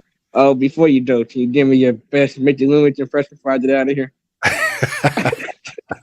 Hold on, Jaden, hold on. First of all, hold on, you guys, you said something about my quarterback here, and I just want everybody to know out there, goddammit, I did not choose Tyler Shuck. I didn't choose him. Kellen did, but I did tell Kellen, if you're going to take a quarterback, make sure whatever it is tied to oysters because I like that. I want orange juice and clam chowder. And that's close to oysters. So I said, find a guy that's close to that, and he found Tyler Shuck. And I said, like shucking oysters? He said, oh yeah, he's a winner. I said, get him. And he can be 28 years old. God damn it. We're going to win a Super Bowl with this guy. He's Joe Flacco supercharged. He's Joe Flacco Ultra Instinct. That's right, Tyler Shuck. He's going to win a Super Bowl for us, baby. And you guys are all going to owe me a goddamn apology there. Hold on, goddamn it. You're all going to owe me one. All right, Jaden, you got that? All right. You have a nice night, buddy. Thanks for having me, bitch. You have a great night. You too, my man. Appreciate you, man. Shout out to the young man, Jaden, man, for being on the stream. Big ups to that, man. Much love, Jaden. Always in the chat, man. That's our young Who-Dats, man. We got love for our young Who-Dats, man. All right, Delcom, how you doing, brother? Welcome on in. How's you been? How you been, brother? Man, I'm blessed, man. It's been a long time, brother. Bro, straight up, bro. It's been a matter of a few years, bro, since you've been on the stream, man. It's been a while. So everything been good with you, bro? Yeah, man. Hey, good to see you still going strong, man. And as always, man, love the show, man.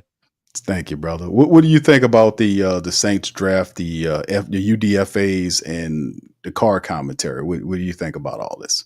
I didn't really get a chance to hear the Carr commentary too much, which based on what everybody's been saying, is pretty much him just going on and on about the injury or whatever, the MRI. As far as the draft, I probably have to give the draft I'll give it a B minus. The only thing I probably was really I'm not too disappointed in the quarterback pick, and I had to really think about. At first, I got a little upset, but then I had to really think about it. And actually, this would be the first time in a long time since we had an actual quarterback that can see over the offensive line. Like, you know what I'm saying? That really can see, that can really see the field. If you think about it, I mean, hey, if I got a 6'5" quarterback that can see the field and deliver the ball to where it needs to go, hey, I'm with it. I think he has a lot of upsides, man. I'm confident in Kellen Moore. I'm just happy with the fact that we don't have any trace of Sean Payton in the camp. That was one of my biggest things about the whole ordeal with the coaching. But I think we're going to do pretty good. Only thing I was a little disappointed is that they didn't really grab a big body receiver in the draft. I was hoping maybe like in the 3rd round, they probably would, since we had like 2 3rd rounds, that they would actually grab someone like is it Simeon? I think his last name Williams for TCU. Is it Savion? Savion Williams. Oh yes, yeah. You talking about from TCU, the big wide receiver, 6'5". Yeah, right. Savion Williams. I felt like if we had grabbed him, he would have been like a Taysom Hill replacement because the boy can do anything on offense. You can put him, you know what I'm saying? He can throw the ball because he's an ex-quarterback as well, but he's so big and you can put him in the backfield, do whatever. I was praying. I was like, Saints, y'all got to grab this kid if y'all can get him. But obviously Green Bay got him, and oh my gosh. But other than that, I mean, I'm definitely keeping my hopes up, and I'm gonna ride the Kellen Moore train and see how this thing goes, man. I'm excited. But as far as the receiver core that we have now, since we don't really have a big body receiver and we got these tight ends, we drafted a tight end. Maybe they should move Juwan Johnson back to his original position for the time being and play receiver. Who knows? But other than else, man, I'm not gonna take up too much time. Q. Again, brother, I enjoy the show, man, and I wish you and your family many blessings, man, and keep pushing forward, brother. Hey, bro, same to you, bro, and thank you for always being there and supporting in the Great Saint Think Tank, man. I appreciate you, brother. Yeah, man. Take it easy. You too, bro. All right, good. That was good thinking right there by brother Delka, man. He was kind of, thinking that Juwan Johnson thing. That takes some offensive imagination, doesn't it, family? To kind of move him around, because he makes a great point about the wide receivers. Yeah, with all of the stuff that's going on, the Saints did not. They did not really get to that wide receiver that we really wanted. That big body wide receiver, like our wide receiver. I mean, we pull up the depth chart for our wideouts, man. It's not exactly where we want, because we knew we should have known when they got Brandon Cooks down here that would, what's going on with that. Chris Olave is not a big body wide receiver. He does well with that. That was the philosophy with Mike Thomas. Cedric Wilson Jr. was then brought down to be that guy. Cedric Wilson is 6'2". I think our biggest wide receiver that we have is probably Dante Pettis. I think Pettis is Pettis is 6'1". I thought he was taller than that. Now he's 6'1". It might very well be. I think it might be, because most of these guys are 6'2". None of them are really that tall. Yeah, Kevin Austin Jr. is 6'2". I think Cedric Wilson is 6'2". Yeah, he's 6'2". So yeah, the tallest receivers that we have are 6'2" guys. I mean, I was looking for the Saints to kind of reach out and get that tall receiver. Bub Means is 6'2". Yeah, but we don't have that 6'4", 6'3", 6'4" guy that was out there, and I think that's that could be problematic. I could see what he's trying to do. If you get Tyler Shuck to be the quarterback, and that was a great point about Delka made about a tall quarterback that can see over the line. Yeah, we got a tall quarterback. The guy was 6'5".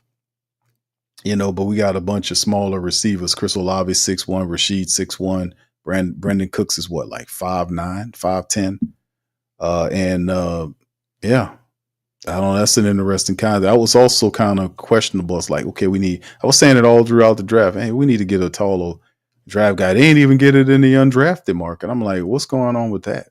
Don't we value the taller wide receivers? I mean, I'm not really that enthused by that wide receiver room, to be quite honest with you. We got two remaining, OG and brother DeWright. OG, welcome on in. How you doing, sir?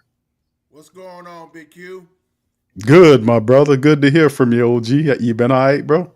Oh yeah, all is well, my brother. All is well, Big Q.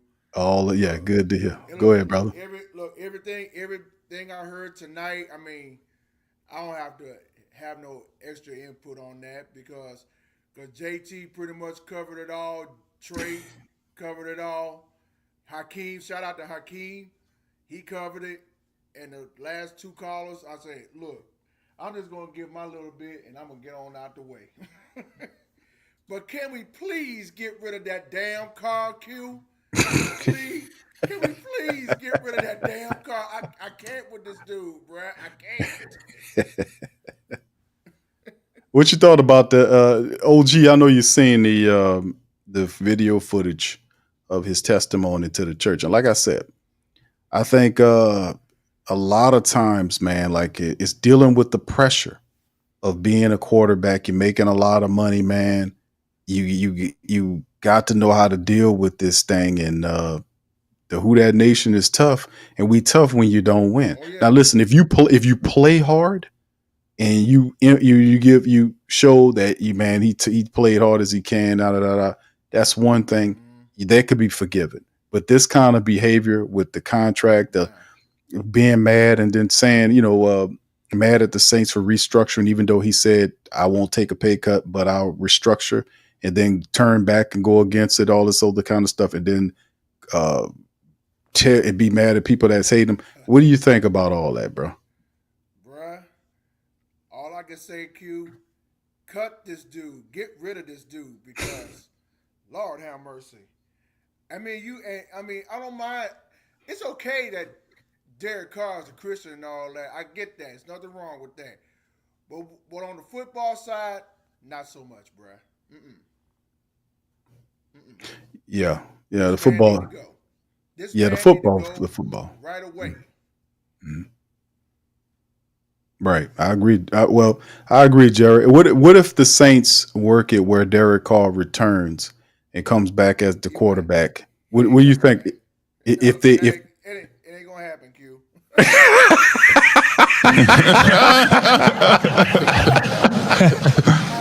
Okay.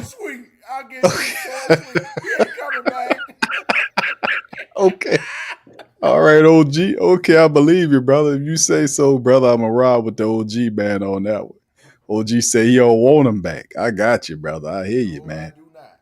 What you think about Tyler Shuck, OG? You think the future's bright with him? What do you think about the Tyler Shuck signing or the drafting? I kind of had like mixed emotions, but let's see what the guy got. That's all. Right. Well, I think that's where we all at now at the moment of as worn off that the quarterback that you wanted to have is not here. Now you have the one that you have now. And all it is, like a lot of who that's are settling and saying, well, let's see what the man could do. Let's see what Kellen Moore, if this is your guy, you believe you can win with him. Let's see. But it's still that cloud over the Saints of what happens because it seemed like the plan is muddled with what Mickey Loomis is trying to do and what Kellen Moore is trying to do. Look like Kellen wants his guy and wants to bring in the few. Like, I'm cool with you being this. Let these young guys like Tyler and Spencer compete for the QB position. But Derek Carr over the top of the team, it's a different effect because if he's there this year and perhaps next year, you won't see Tyler Shuck until he's 28 years old. So, yeah. So I don't know. That is confusing. A mixed vision of anything. Right. Oh no! Before I leave, Q, a message to them fail cons: stop making prank calls. Yeah, leave it to the Falcons. Thank The God boys. every day I'm not a fail con. Stop making prank calls. OG got to take a shot at the old Falcons. It would be OG without taking a shot. You know, if Low in the building, man, shout out to my dog. What in the world, bro? Y'all got to give Low that work for the Falcon people playing games, man. But some kind of way, that's what they said. They had a wonderful draft, but some kind of way, OG, they're going to end up funking it up some kind of way. They're going to stumble and trip at the finish line and fall out. It's about rise up to fall down. Fall down. That's right, brother. Look, I'm going to say this, a little bit of this, Q, and I'm going to get out of here. I don't care if the Falcons had a good draft. It ain't going to change the fact that they'll never make the playoffs nor the Super Bowl because the Saints going to make sure that they don't go. And that's all I got. All right. Thank you, OG, bro. Appreciate you, man. Hey, bro, you be good, bro. I'm going to talk to you at another time, brother. Much love. Much love to you, Big Q. And love that shirt, Big, and that proves right there. That shirt right there.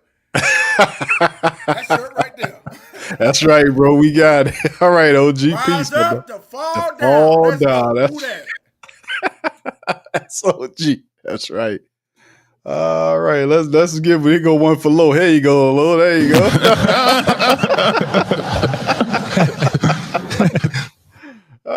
Shout out to my dog, Low. You know I gotta hit him with that one every now and again.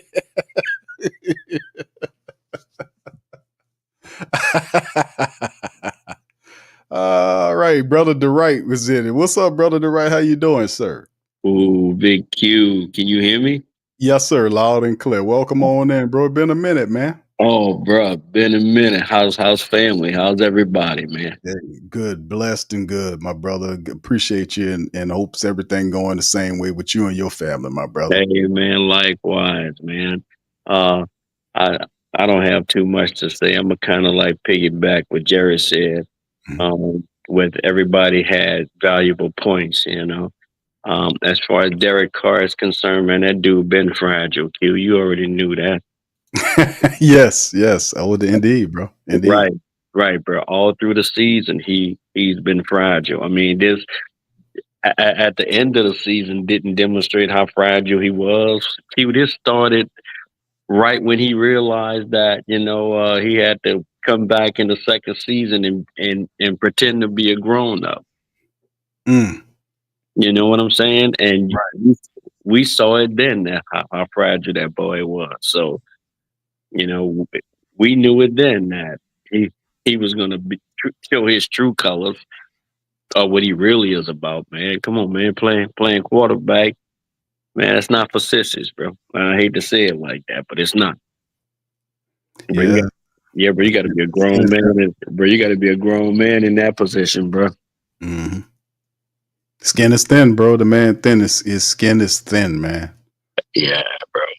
Now, let's get to this draft, Q. Okay. Of course, I'm a glass half full, but Q, I always try to get into the mind of the coach. You know what I'm saying? And I tried to understand the mindset of this guy. And if we think about it, Q, this is the same dude that put up over 40 points on Kansas City. All right? The same offensive coordinator. So he's not somebody that's going to play the clock, eat the clock. And I say that to say that the reason why he got show is because this man is a gunslinger. He's a gunslinger. His quarterback coaches is a gunslinger. He got 3 NFL coaches coaching with him, and all of them was gunslingers. They did not try to win a game by 17. Then I try to do a 21-17 game. That's not how they play football, Q. They play football, but guess what? We're going to put up 40 points or better. If you go look at the last few teams this man was offensive coordinator with, all of them was 35 points. That's how he rolled. So, of course, he was going to try to find somebody that's not a game manager. He wants a gunslinger. And when you look at the defense he's trying to put together, if you look at the characteristics of all the defensive guys that he brought in, all of those boys got the same thing in common. They're headhunters. All of them, Q. They're headhunters. They're not going to sit back there and do like Dennis Allen and wait for the game plan to come back in the second half to try to make adjustments. No, they come and get you. Look at the D-line. Look at the linebackers he chose. Look at the safety he chose. Look at the cornerbacks. All of them headhunters. That's his characteristics. We're going to beat you down, and then we're going to score on you. So if you wonder why, in my opinion, why he picked Show, a 6'5" gunslinger. He wants that. Now, of course, I'm on the fence with that. I am, but this ain't Sean Payton. And I know that, I'm used to what Sean Payton, we all are, but this ain't Sean Payton. He not going to play it safe. He don't believe in this. Well, you know what? I'm going to draft 4 or 5 guys and I'm going to see if they project guys. Nah, he don't have time for that. He got 3 years. Yeah. He have 3 years, Q. And he don't have time to say, well, I'm going to try him at this position and see if he works. And I'm going to try him at this. He don't have that. He's looking at what he got in front of him. He's like, okay, this is what I got on defense. This guy's going to be leaving. This guy's going to be leaving. And this guy's going to be leaving. If you look at it, he got Tyrann Matthews replacement, DeMar Davidson replacement, and one of the cornerbacks replacement. He know what he's doing. You know, and it's going to be fun to watch him and Rattler, because Rattler is a gunslinger. They love throwing the ball, bro. They are gunslingers. And then they got another running back to sit back there that he grabbed, and he said, you know what? I need people that are productive people. They've been productive in college. They've been productive throughout their whole careers. So that's my take on it. Because I try to get into the mind of him, bro. And when I look at him, I'm like, you know what? This man is not about winning games by 3 points. He don't want to win by a field goal. That's not who, bro. If you look at who he has coached, and you look at how he has coached those guys, none of those guys won games by like, well, you know what? They put up 7 points. They won by a field goal. It was 10-3, or it was 14-13. No, he never played like that. When he coached Dak Prescott was a gunslinger. Yeah. When he was down there in San Diego, that kid was a gunslinger. So that's all I'm saying, Q. Okay. So you kind of envision, Brother DeWright, you envision Kellen Moore with Tyler Shuck there. I mean, I guess some of those qualities you can give to Carr, because Carr is a gunslinger. A lot of times that gets him in trouble.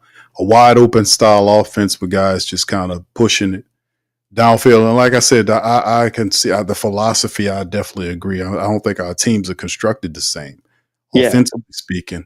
But you know what, Q? If you think about Carr, though, the problem that Derek Carr had when Derek Carr got inside the red zone, you know the windows got tight, Q. And when the windows got tight, that's why in every game we took Derek Carr out the game and put Taysom Hill in there. Why? Because he got shell shot. At the point where it counted the most, he got shell shot. But if you look at some of these other kids, when you looked at Rattler, when you looked at Tyler, when these kids get inside, you know, the 20-yard line, bro, they get real. You know, the windows don't scare these kids, man. It's a whole different football, bro. It's a whole different game now. You know, it's a whole different game, Q. So, I mean, you saw it, bro. I gotta say, I'm excited. I'm kind of leery, but I'm excited at this. I don't even know if those two emotions go together, Q. But I'm like, it's cautiously optimistic, brother DeWright. That's pretty much what it is. It's cautious optimism. But I see what you're saying philosophy wise. I just, you know, this is people are confused. You know, that's the big part of it. Is it a rebuild, or what are we doing here? It's a rebuild, bro. It doesn't appear to be, because as long as you got how are you going to rebuild with Derek Carr? If Carr is the quarterback to the future, I don't think that man can see. People say, well, how do Loomis you feel? He's starting quarterback there, right? People say, well, what y'all gonna do if Derek Carr will walk back in the dome? He ain't gonna make it back in New Orleans. DeWright, listen, I me tell you, I appreciate you talking about Tyler Shuck. You know, he's a supercharged Joe Flacco, by the way. I don't know if I mentioned that to you guys on the line. But listen, the bottom line is, you're right. Derek Carr is our starting quarterback. And we love Derek here. We're going to wait on him, and we're going to prove that. You know, I just wanted to say that, it's Carr all the way, But see, Mickey saying that's the confusing part, because Shuck's 26 in the fall. How soon do you get the Shuck to be the face of the team? Because a second round pick, he's supposed to be the face of your organization, I guess, if he's going to be the leader that you have fixed yourself to. If you're Kellen Moore, how fast do you get the Shuck of course here? And that's why we have Big Q, because Q can read you the BS like all of us can. Man, you ain't gonna sit up there and tell us Derek Carr is your starting quarterback, and you done got this kid in the second round. Come on, man, we not that stupid. That's why we got Q. That's why we got a real Mickey Loomis. Hold on, I said it. I mean it. Derek Carr's the starting quarterback. Listen. Kellen's the head coach, but I'm the VP and GM of the team. God damn it! Hold on now. Derek Carr is the starting quarterback. And I'm just in all due fun, bro. I'm with OG. I'm with you. I don't think Carr is the guy. Carr's on television at his church complaining that people don't believe him on injury. He just seems in the bad space. I did hear the report about his wife. That's terrible. But at the end of the day, the personal stuff, man, these people keep muddying the line. I agree. People are not, and that's the problem with this stuff. And a lot of these people are intentionally doing this. The criticism of Derek Carr is not personal; it's professional. It has something to do for what he does professionally. That he's not worth $150 million as a quarterback. He does not behave in the way a professional or leader of a football team is supposed to. He's a high-paid quarterback. He's a 14-13 record as a starter. He can't stay healthy. A lot of this is falling on him, and what they do, they'll default to personal. And I keep breaking down, and I keep telling people, don't let them do that. Don't let them be a bad pro and then run back across the personal line and say, I got this going on, and they're hating on it. No, if you're underperforming professionally, they're talking about your professional career, not personal. They're muddying the line. They're blurring the line there. And that's why I keep telling people over and over again, and they're falling for it. Don't fall for that. He's not doing what he's supposed to do professionally. He's a bad pro. He's under contract, and he has said, and it's been verified by the best reporters that we know, and we know they ain't full of it. When they deliver with Cat Terrell and Nick Underhill and Mike Triplett and some of these other guys that we trust and love, if these people tell you something, they're going to be right on the money. And if they make a mistake, they're going to let you know. They stand by their reporting. Yeah, so but you can take it to the bank. Trust them more than I do anything Derek Carr say. I'm going to just be honest with you. But go ahead, brother, to right. Yeah, bro, you're right. If them boys say something 9 times out of 10, you can take that to the bank. That's why, hey, brother, man, come on, Q, man. He's lost all respect, all respect as far as from a quarterback perspective. We paying this man more than we paid Drew. Yeah. So, none of the results. Bro. Hey, bro, so that's all I got, man. Love you, Q. Love what you do, man. And I love all as man, look, man, brother, family be coming out deep, Q. Love you for that, boy. Thanks, brother DeRay, man. Appreciate you, man. Much love to you too, my brother, and you be safe out there, my brother. We're gonna talk later. Yeah? Say, bro, I'm gonna hold it down in Florida. You already know. Oh, I already know. You the man, brother. If we go to Florida, I say, well, brother DeRay, we got to go talk to that brother. He got it on lockdown out there in Florida. Saints black and gold everywhere, baby. Yes, sir. Who that? Take that white and teal stuff and that red and whatever you call it, pewter or whatever that. Get that out of here, man. Pewter. Get that out of here. Come on. It ain't even a real color. Yes, right. You gonna say it? Well, it's pewter. No. Is it red or not? What you got going on? It's pewter. Okay. All right, DeRay, bro. Shout out to you, brother. You be safe. Thank you, bro. Much love, peace. That's brother DeRay, man. One of the great Saint think tank, man. It's a great dude, man. All right, shout out to you. Thank you. Bobbin says, I see why Kellen got Tyler, Q. I looked at Kellen's offense in the past times of being a coordinator. All I'm gonna say is this is the RPO is alive. Thank you, brother. Appreciate you for that. Thank you very much. Man. Picking me up, bringing me back to this world. I don't see, bro. A lot of it's going on, man. A lot is going on, man. A lot is going on. Like I said, it's still too early to tell what the Saints are gonna do. My expectations is grade is incomplete. You know, I would like to see some other stuff to see what they do about this health staff.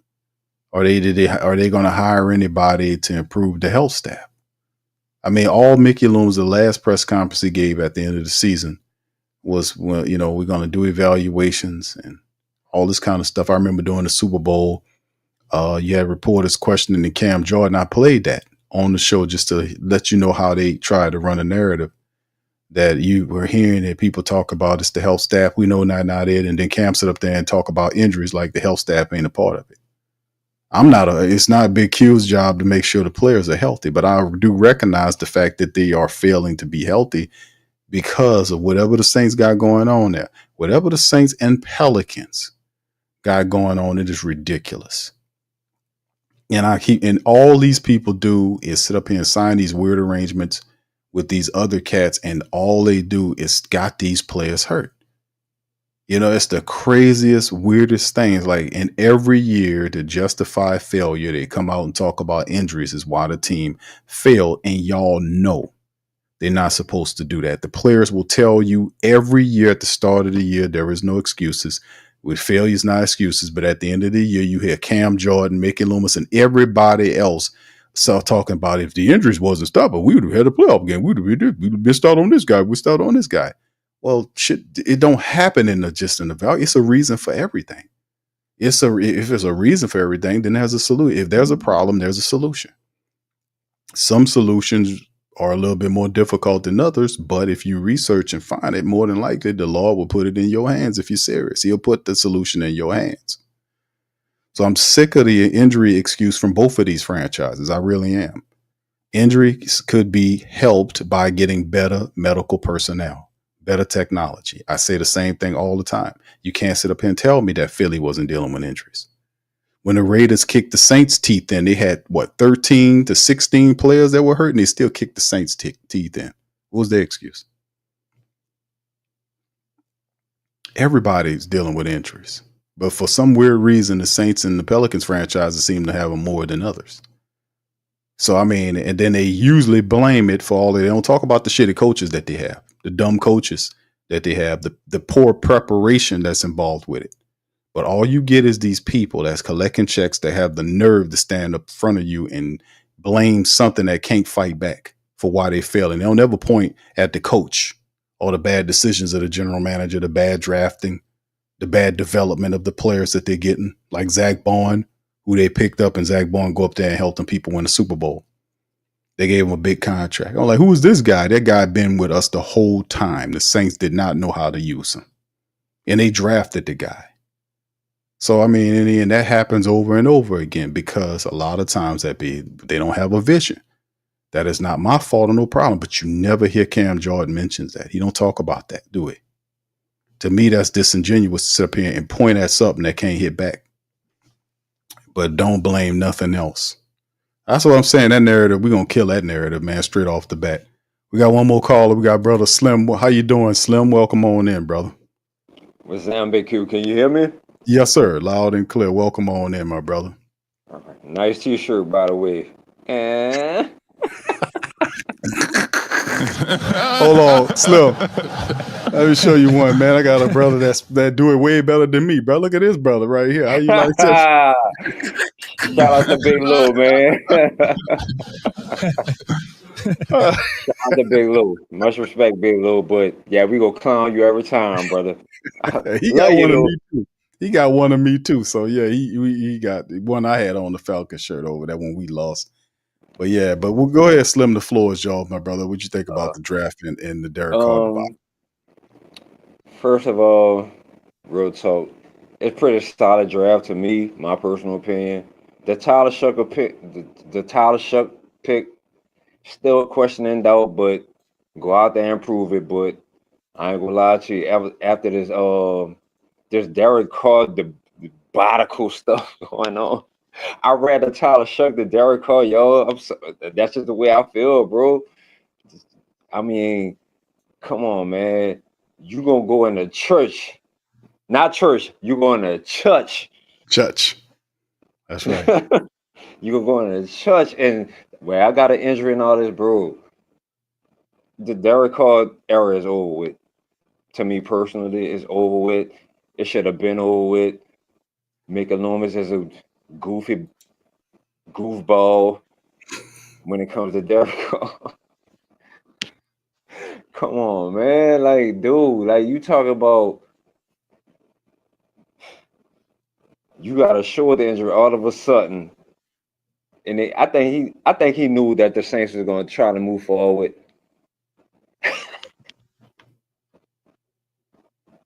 He up in a church, not church, talking about, well, yeah, people talking about me and this and that and the other. People on a woman on the podcast, Diana Rossini on ESPN. She's on a big platform talking about you. And second of all, the most important fact of all, you $100 million quarterback. You worry about people talking about you. That means you got a fragile ego. You soft as charming tissue. Like, it's time to get him up out of here, Big Q and Who That Nation. It's time to get up out of here. Real talk. It's time. Derek Carr has been in the NFL for 11 seasons, going on 12. It hasn't done nothing and has been overpaid. And you worry about people talking about you. Man, get up out of here. Get up out of here. Yeah, it's concerning, man. You know, I want to just say, man, just the man need to go get some mental help, man. Just go get you some mental help, brother, for real. Because we oftentimes forget these football players. They take a lot of shots to the head, man. You know, you made out like abandoned in this whole situation. So you got a guilty conscience. That's the problem. And the time you worrying about what they saying, you got the bag. Nothing with Deanna Rossini or anything, anybody's podcast, Big Q, anybody else, Hakeem, nobody else, had nothing to do with stopping you from getting that bag. You got the bag. You got the bag without Mickey Loomis even giving you the physical. You got to the money, which that was a violation there, but you got it. You got it. So what you're dealing with right now is a guilty conscience, because there's nothing that Deanna Rossini could do that could hurt you. If it's not the truth, you stand on the truth. Why the humped over posture? That don't show somebody that's lined up with their faith and all that. You know, you're not showing that. And the reality is, she's gonna stand by her reporting, because she was talking the truth about Derek Carr. If Derek Carr didn't believe that was the truth, go talk to her. Don't sit there and throw shade in the church.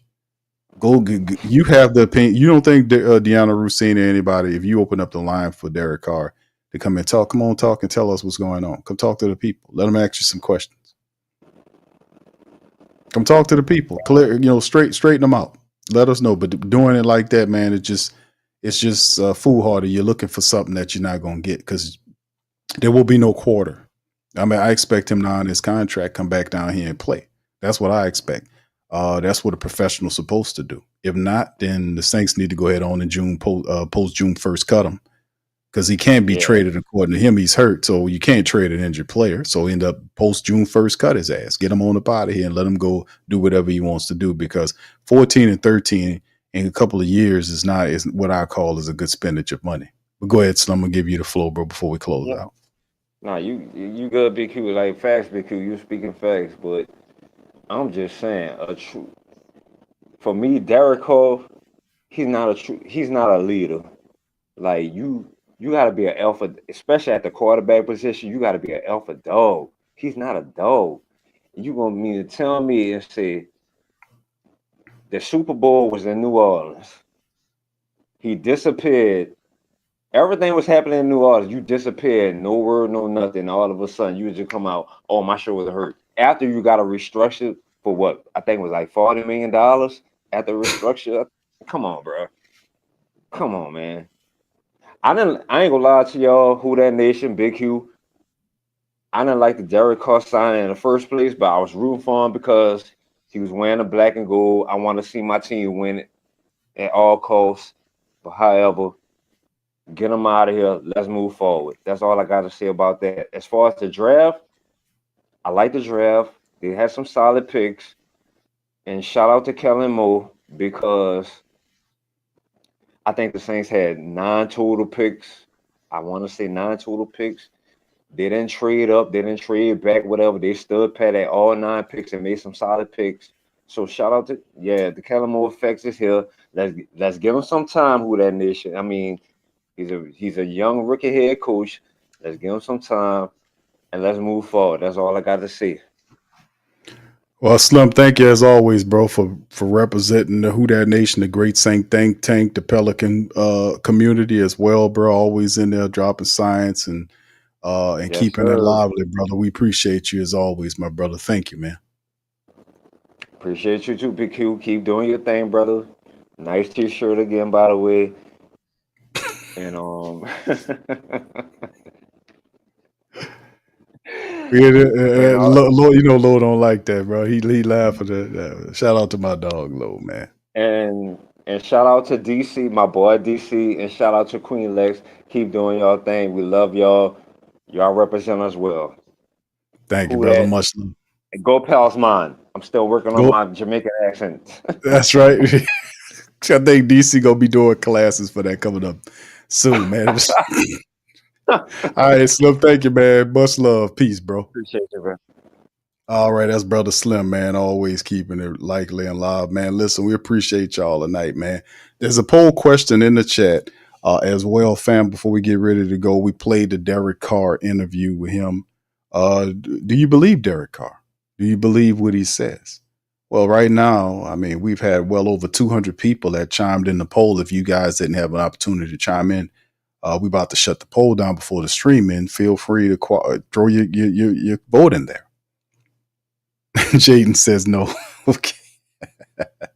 All right. Do you believe Derek Carr? 89% of the people polled say no versus 11%. I guess all of you guys, that 89% of the family members that voted that don't believe Carr, you guys are haters. You're haters. They hating on Derek Carr. And the thing is, it's not that. Like I said, it's a line. You're supposed to, it's a line or it's a delineage between personal and professional. His personal life, I care not about your personal life, man. That doesn't benefit me or to the slightest. I have no pony or dog in a race. I don't care what you do. But professionally, you're the quarterback of my team. You are the quarterback of my team.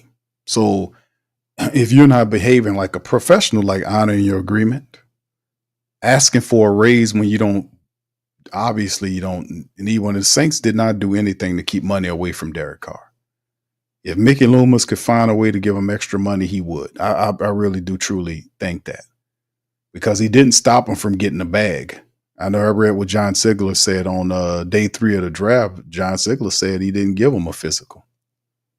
We heard some recent information of what happened. Like I said, from a personal standpoint, what goes on in your life is your business. But from a professional standpoint, that's where this leans from. The 89% of the family members understand. So you can't then default to personal when you're underperforming professionally and not run the blame. That is signs of a person that's not genuine. And that's what it's all about. You don't take $150 million and the kind of money you got, and the record is 14-13, and you was built by the Saints organization as being a key piece to take the Saints back to the playoffs. Not even close. So of course they're going to be upset because the team put you on that pedestal and you allowed them to do that. You took the money, and now all you want is the accolades. You don't want none of the truth, which is you're underperforming. You're not doing what you're supposed to do. You're a bad example to the younger quarterbacks that's on the team. You're a bad example. But they hating on me. They ain't hating on you, man. They don't care about what's going on. Some people praying for you in your personal life, but that don't change the fact that what you are professionally. I don't have that problem where I don't see the difference between the two. I just don't. I understand you're the quarterback of my team, and if you're not doing what you're supposed to do, we're going to get at you. I don't care who you are. It ain't just Carr. If you ain't doing what you're supposed to do, we're going to get at you. This is what we do. I mean, I've been on air doing this for a long time, and I get at you. I don't care who you are. When it was Elvin Kamara was out there doing the C-19 stuff that happened, and he went to that club and he came back and he infected all of those people in that running back room except for your boy, what's his name, who was a wide receiver wearing a running back number. Put his name in the chat, fam. Y'all knew I'm talking about. The whole damn running back room, including the coaches, got sick because of that bull crap. And they, I was upset about that because that was extremely dangerous. I got at him for that. When he was running around saying that he was in the building, and Sean Payton saying he wasn't in the building. Remember that whole fiasco? Because he was doing a little sucker shit too. I calls all that out, man. I was calling out. It don't matter who you are. If you doing sucker shit just because you rock with the Saints and we like you, that's why we gonna call you out, because that's below who you are as a person when you doing that sucker stuff. We gonna call you out on that. Just like what I called out Cam. I got love for Cam, but I'm gonna call you out. My likeness for you don't mean I'm not gonna call you out if you're in an unfavorable position and playing below the level of the respect of what we think you should be. I don't have that impediment. I don't have the impediment. I'm not a starstruck person. If I see you, I have respect for you, but at the same time, I ain't no groupie.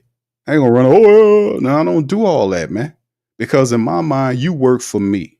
You should be running up to us because that's where you getting your money from. You getting your money from us. This is our team. Just like they can leave and go somewhere else and go play for the Falcons and come back here to try to beat you. That's a player. But I don't change my colors. That's the difference. What I am is I was born this, and I'm going to the Netherland or the next level of black and gold, man. Do you understand what I'm saying? I'm not changing my colors. And these players put these uniforms on, and they're going to represent us the right way or get this smoke. That's what I'm talking about. I can't put it no clearer than that. Ain't nobody running up on you. You run up on them and give love to the people. Them players, you give love to them people, because you wouldn't be living your lifestyle or doing what you're doing if it wasn't for the people that support you. And when you losing, these guys forget all of that. I don't forget that. That's the mindset I come with when I'm on here. I understand our position in this. That's the bottom line. You going to get that work if you underperform it, whether it's Derek Carr, Cam, or anybody else. Don't stand before us with all that nonsense. I got at Demario Davis with all that crap that he was talking about. Put one in the chat on this. All these cats, Tyrann Mathieu, all that with that Dennis Allen garbage he was talking about. Dennis Allen is a cool coach. You're a cool coach. And then next thing you know, they fired Dennis Allen. He's standing at the podium talking about Dennis Allen wouldn't let me be who I wanted to be. I thought he was the cool coach. Make up your goddamn mind. Remember all that? Who got on him for all of that? When he was tearing up the team and he a cool coach. I don't see no problem with that. Dennis Allen is a cool coach. Yeah, all that bull crap. Who got on him for that? Like I said, man, if you keep it real, if you ain't going to say nothing genuine, then don't say nothing at all, man. Seriously. Because we don't need no more garbage out here. We got enough of that. That's why I say, bro, you going to represent us right, or you going to get this smoke. That's the bottom line. If you don't like it, then that's too damn bad. That's how it is. Ain't no ifs, ands, or buts about it, man. So anyway, I'm getting on up out of here, man. Listen, I appreciate y'all, man, because y'all are the ones that make all this happen. So shout out to you. Round of applause to all of you guys tonight.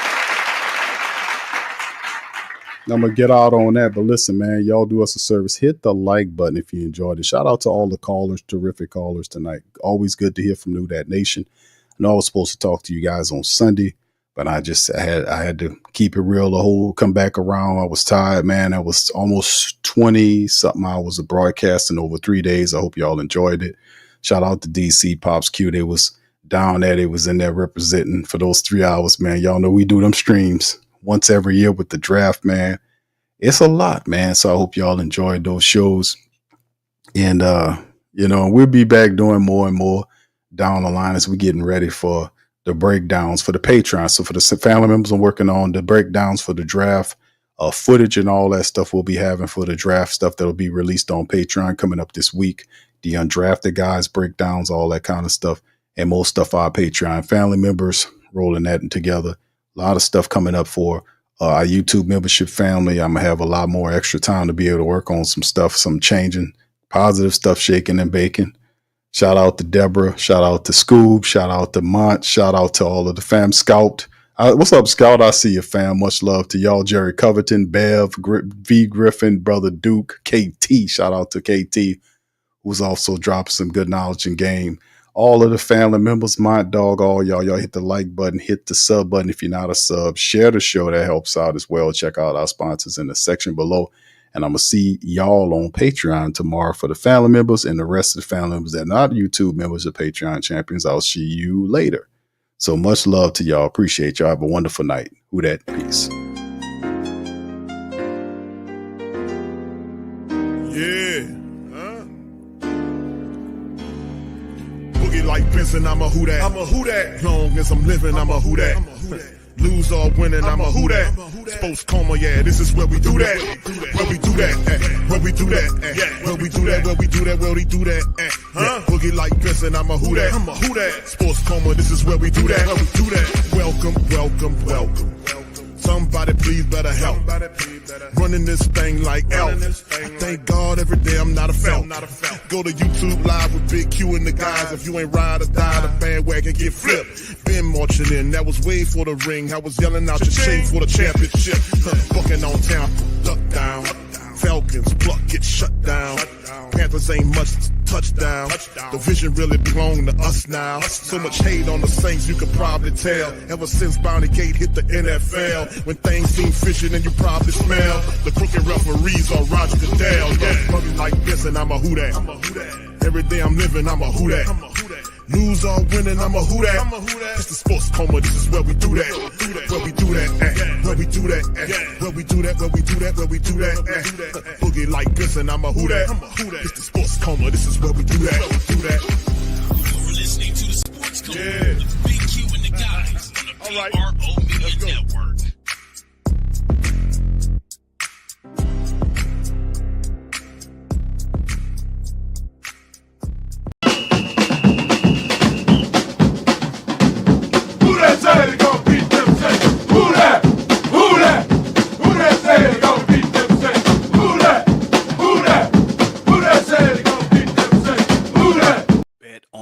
Is the world's most trusted betting platform and your number one source for online betting in 2025. Whether you're a seasoned fan or a first-time bettor, BetOnline is your ultimate game day companion with the largest selection of odds on everything from NBA and college basketball to NHL and UFC. BetOnline continues to be your number one sports betting source for every three-pointer to hat trick. BetOnline has you covered with odds, stats, and more for every game, every play, and every win. BetOnline, the game starts here.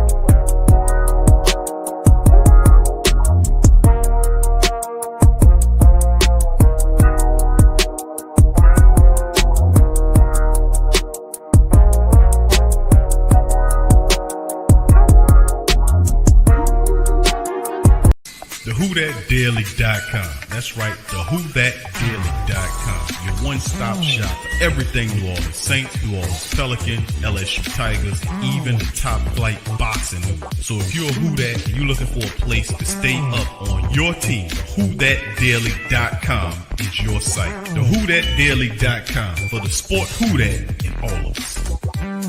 That's right, the Pro Shop is the platform store where you can go and buy all the latest merch to support the platform. Available at the Pro Shops, we have dozens of hundreds of products available for you and your family. Unisex tees for men and women, hoodies and sweatshirts, tank tops, kids and baby items, long sleeve tees, mugs, pillows, wall art, bath bedding, face masks, phone cases, stickers, bags, fanny packs, socks, hats, and many other items. Please feel free to check out the Pro Shops. The link is in the description section below. And remember, it helps the platform continue to grow. Check out the Pro Shop and Who Dat too.